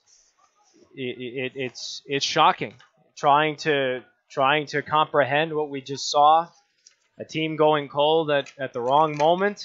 Unfortunate, but you know what? You got to tip your hats to the Hardhats. It was a great year. There were a lot of seniors that are going to go on to some bigger and better things. To college baseball, you have Timmy Paris going to South Dakota State. You have Colton Sherbinsky's going to advance and play. Tommy Wall will advance and play. Eric Petrie, who was on the team prior to the playoffs, he's going to go and he'll still play. And Cooper Bowman still has a couple of seasons left, but he just committed to the University of Hawaii. So you've got these gentlemen that are preparing for bigger things coming forward. It's just unfortunate to see it end so abruptly, given all the success that we saw leading up to this point. But you know, sometimes all good things must come to an end, and 51-9 is where this one's going to stand for the Hardhats after not only 4 consecutive state championships, but back-to-back Central Plains Regional runner-up finishes. We still have another game to follow here tonight. It will be Aberdeen with 1 loss playing Pierre, which is the unbeaten team. Pierre, if they win the game tonight against Aberdeen, will play Mitchell tomorrow at 2 p.m., and Mitchell will have to beat Pierre twice to win the tournament.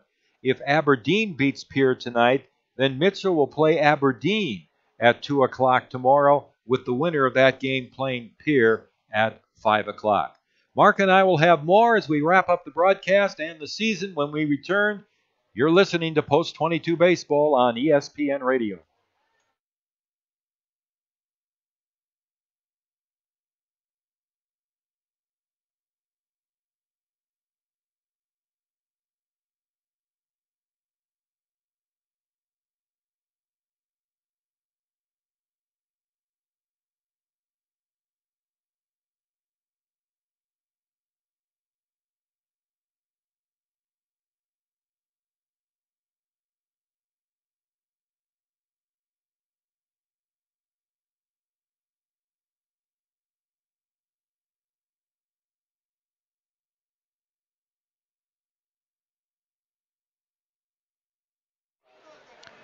So, Post 22, as Mark said, the season comes to an end, 51 wins and 9 losses. It also ends a streak of 4 consecutive state championships for Post 22 under Mitch Messer.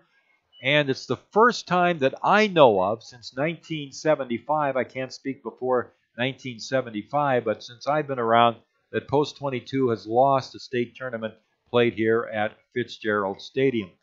And Mark, as we kind of wrap this game up and wrap up the season, I guess there are a couple of little things in this game that, you know, you kind of, I guess, we didn't overlook them during the course of the season, but you kind of think, well, hit batsmen and bases on balls, 2 outs, nobody on, not being able to close out an inning, really came back again. Those little things haunted this team today. And there will be things that will be scrutinized as the offseason goes on and leads into next year. Coach Messer, Coach Hers, and Coach Ewing are going to really sit to the drawing board and figure out a way to curb all of those mistakes, particularly the hit batsman. I know that comes down to control, and there's not much coaching can do about that. It comes down to the pitcher and his execution at the end of the day. But, Tom, especially you look at how many times Post 22 pitchers hit a batter with a 2-strike count, and how many times it was no balls and 2 strikes. That comes back to haunt you. That adds up. And it's unfortunate to see that was a recurring problem as the season went on. I think free base runners you can coach because maybe there are different pitches you can throw in different scenarios and teach your pitchers to act in certain ways when presented with the situation in front of them to limit bases on balls. But at the same time, there are things that some of these players are going to have to look inward and say, hey, you know what? That can't happen next year. If we're going to get back on the horse and win another state championship and get back to the regionals, I can't perform like that next year. And we'll see just exactly where this Hardhats team goes. You know that their depth is great. The Expos had a great run in the season, too. I don't know if it's officially come to an end just yet, but they were down in their elimination game in the Junior Legion State Championship. So you know that they're deep. The Bullets had a great season as well. This program is stacked, and they're built for success for the future. But there are a couple of things that this coaching staff's going to have to look back and go, okay, how do we eliminate this moving forward?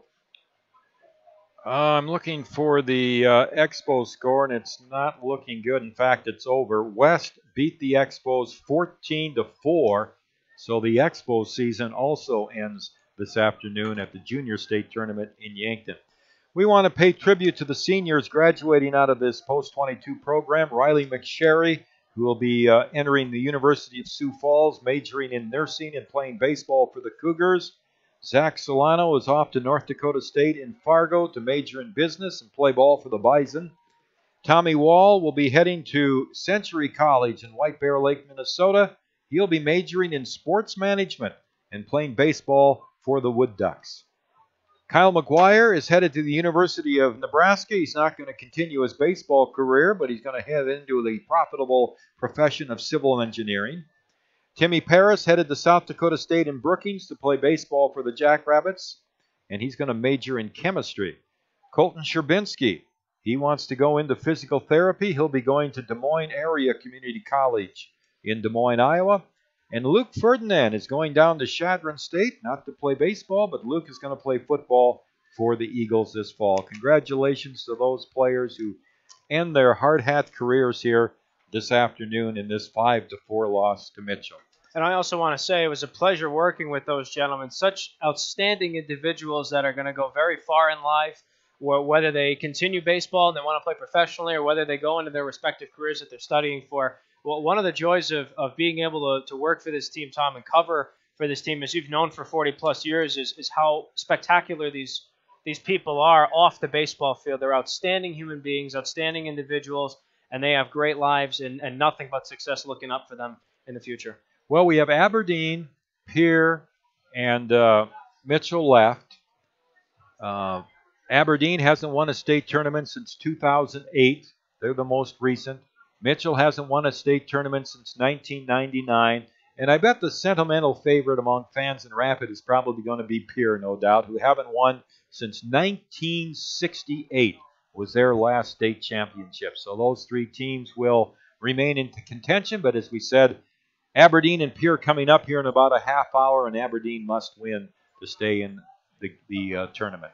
Mark, what a pleasure. It's been great to meet you this year. Thank you so much for the last 2 years. You kept these broadcasts on the air. You don't know how much that meant to me, and it's been great working with you. If you aren't careful, I may just come up every once in a while and bug you at a Rush game for a couple of minutes, but good luck for the Rush this season. You've had a lot of exciting moves here in the last few weeks, and I'll be very much interested in their season and follow you on the radio. Oh, I gotta throw that right back at you, Tom. Thank you so much for an amazing season. Having you back here for the first time in 3 years has been so exciting. It's so fun. We hit it right off the bat. I keep thinking as the season's gone on, how's the partnership going to move forward? How much more are we going to improve together? And I think back to that scrimmage we had against School of Mines, where we had all these major league greats playing in the field because we had absolutely no roster to go off of, and we're making things up on the fly. But that told me right there we were going to have a blast of a year, and it's a shame that it has ended so abruptly, and it's ended on your birthday too. That's just bad luck, I guess. I don't know. But nonetheless, what a great year. You're an outstanding gentleman. You are such an asset to this community and to this organization. It was a pleasure working with you and learning from you, and here's hoping to many more seasons for you and I to come.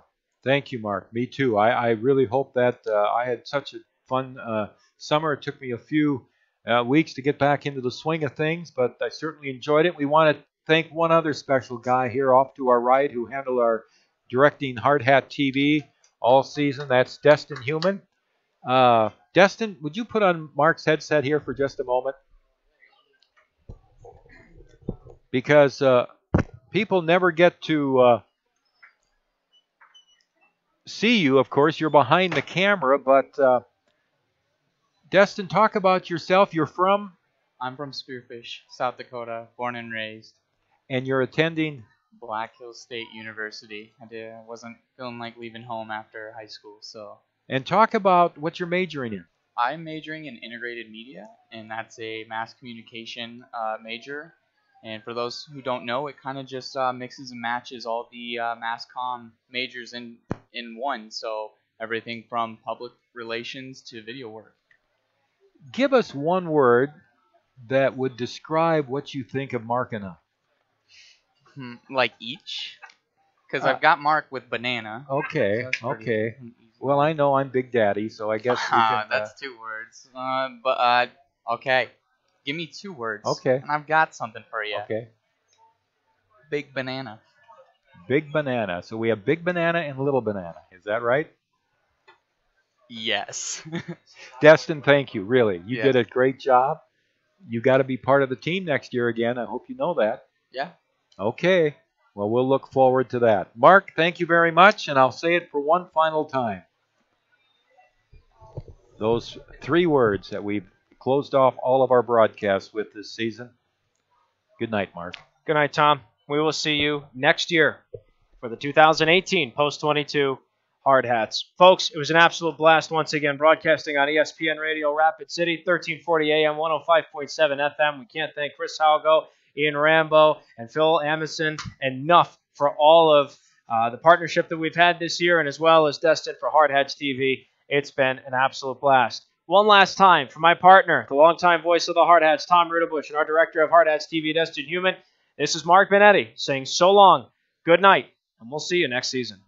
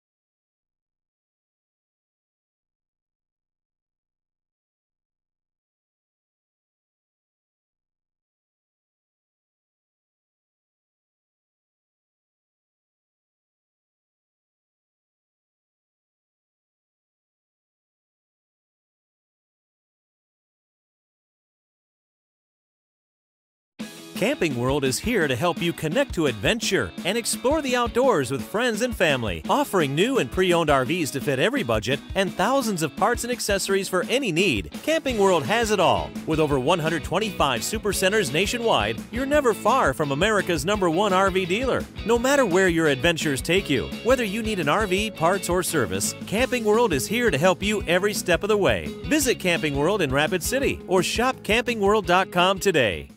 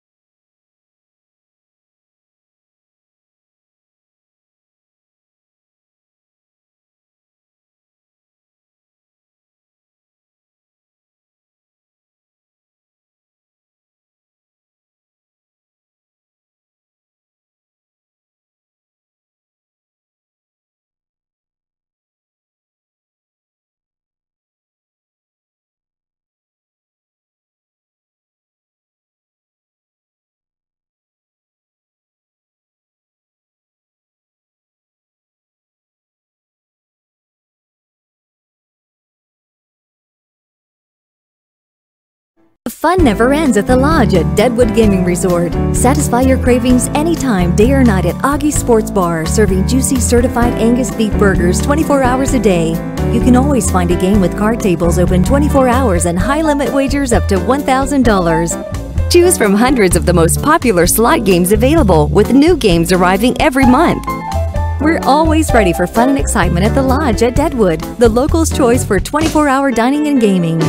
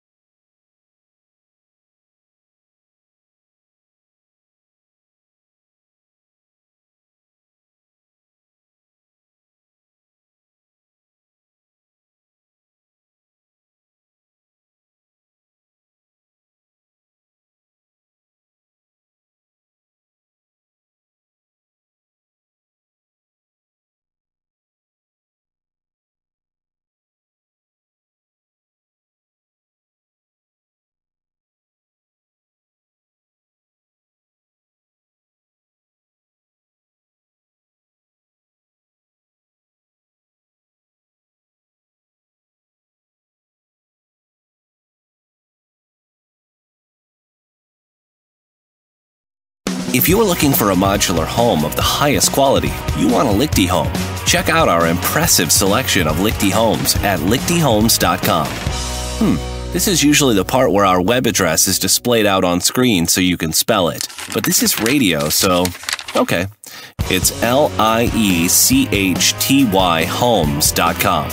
And now we're out of time. Great homes, great selection, tours too. Lichty Homes.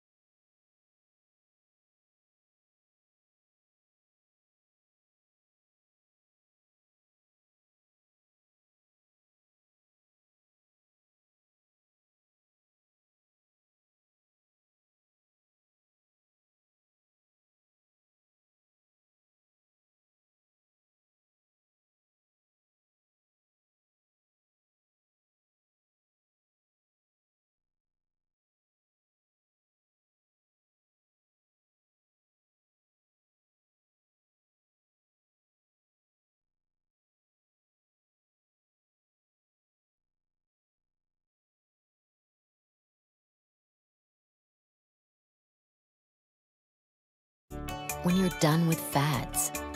When you're done with gimmicks and tricks and miracle cures. Crash courses in rebound weight. When you're done with going it alone. When you're done with diets. There's Profile.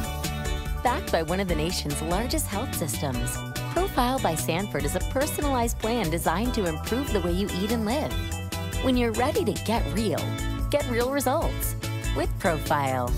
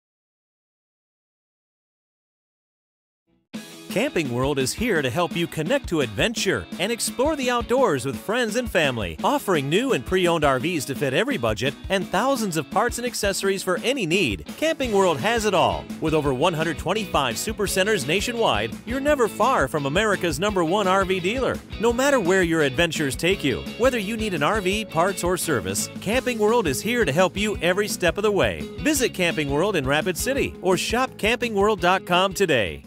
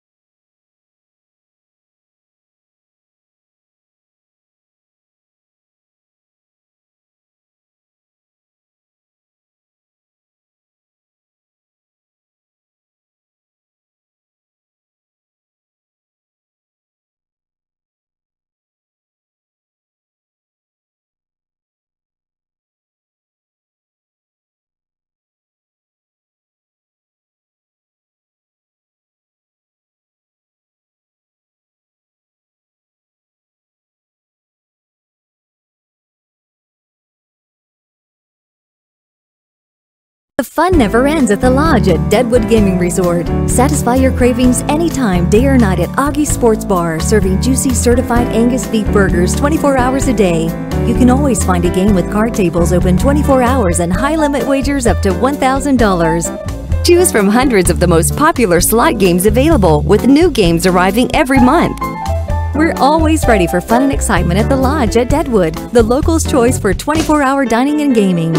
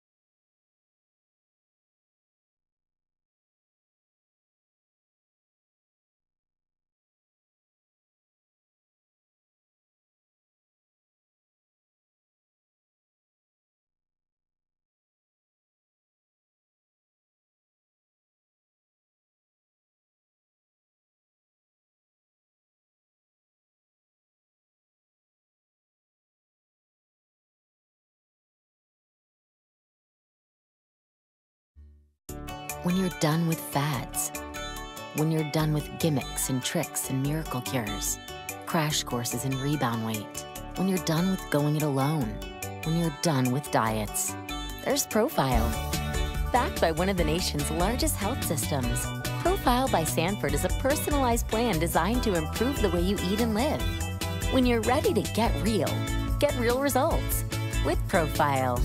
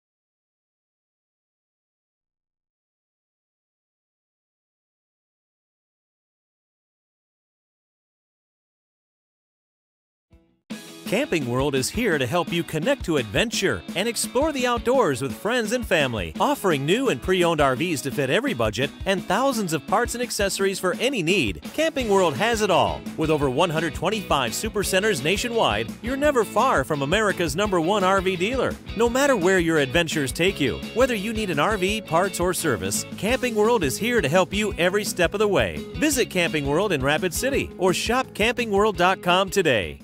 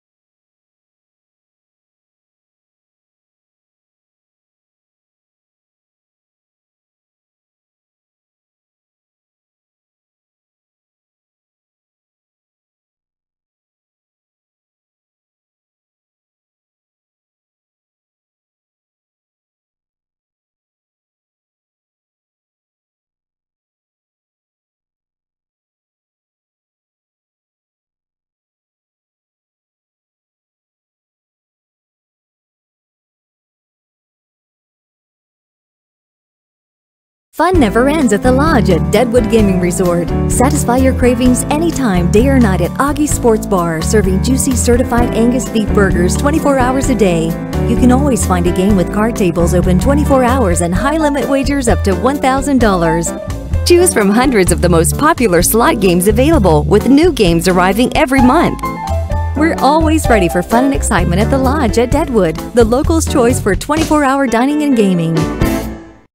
When you're done with fads, when you're done with gimmicks and tricks and miracle cures, crash courses and rebound weight, when you're done with going it alone, when you're done with diets, there's Profile. Backed by one of the nation's largest health systems, Profile by Sanford is a personalized plan designed to improve the way you eat and live. When you're ready to get real results with Profile.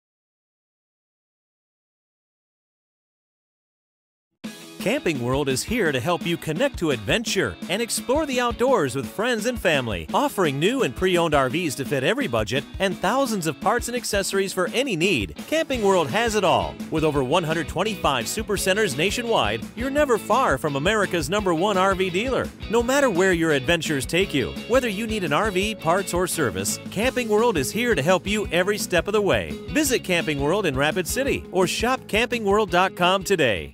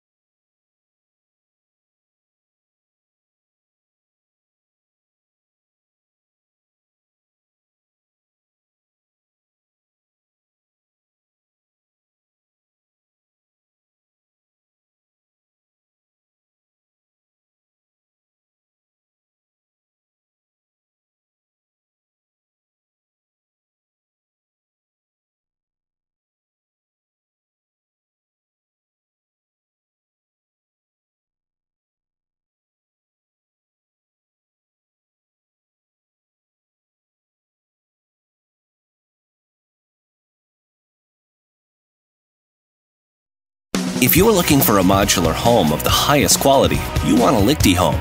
Check out our impressive selection of Lichty homes at lichtyhomes.com.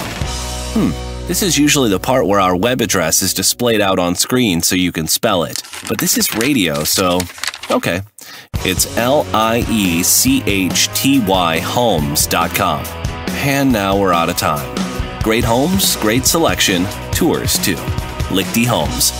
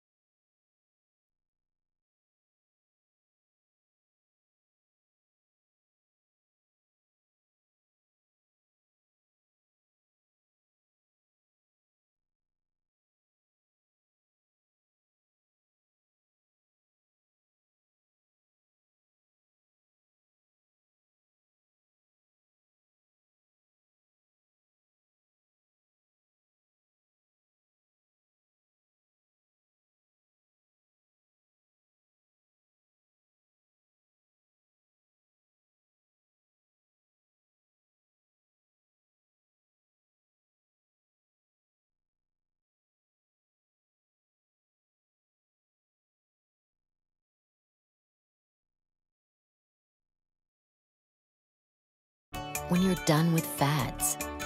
When you're done with gimmicks and tricks and miracle cures. Crash courses in rebound weight. When you're done with going it alone. When you're done with diets. There's Profile. Backed by one of the nation's largest health systems, Profile by Sanford is a personalized plan designed to improve the way you eat and live. When you're ready to get real results with Profile.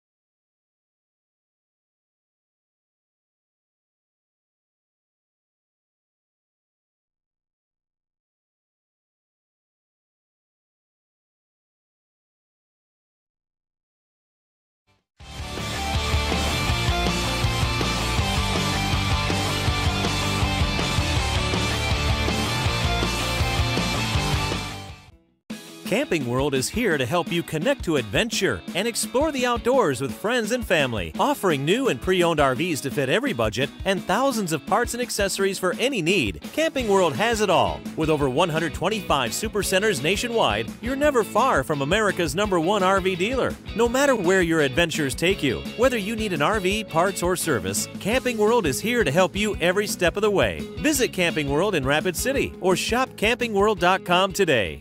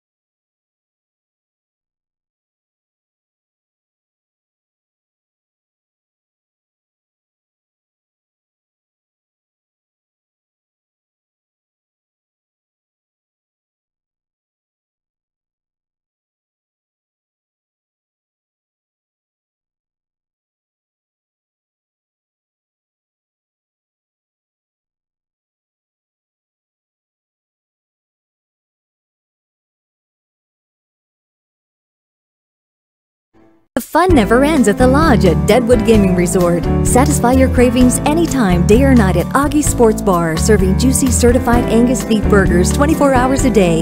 You can always find a game with card tables open 24 hours and high-limit wagers up to $1,000. Choose from hundreds of the most popular slot games available, with new games arriving every month. We're always ready for fun and excitement at the Lodge at Deadwood, the locals' choice for 24-hour dining and gaming.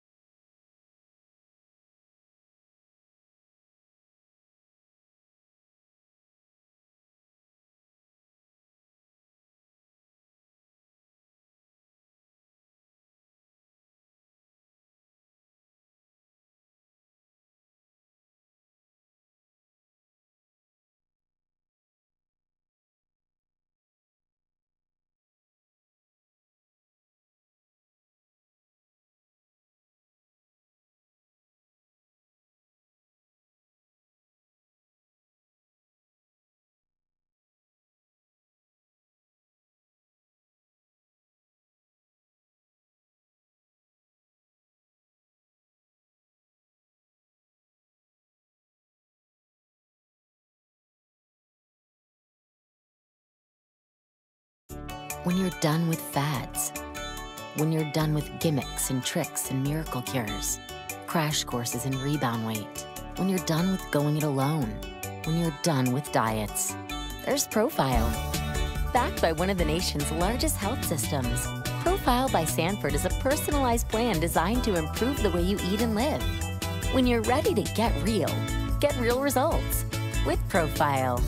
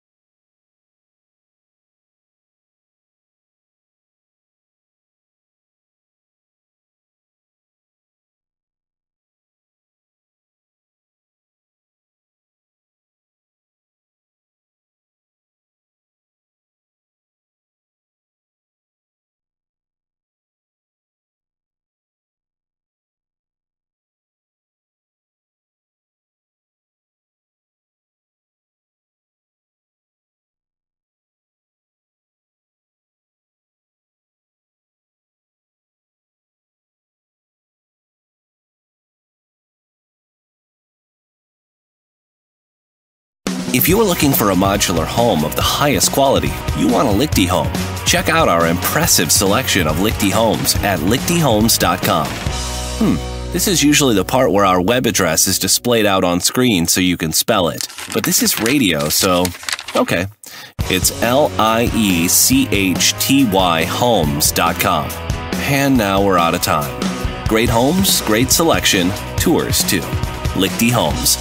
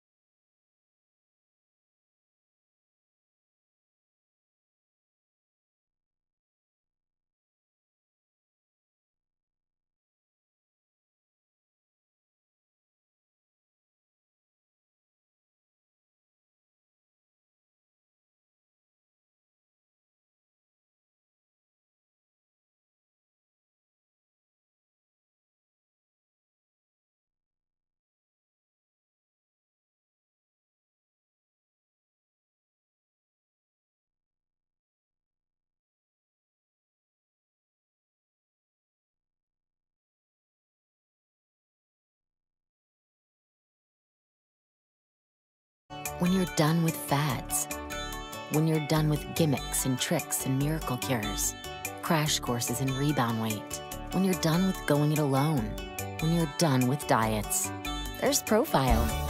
Backed by one of the nation's largest health systems, Profile by Sanford is a personalized plan designed to improve the way you eat and live. When you're ready to get real results with Profile.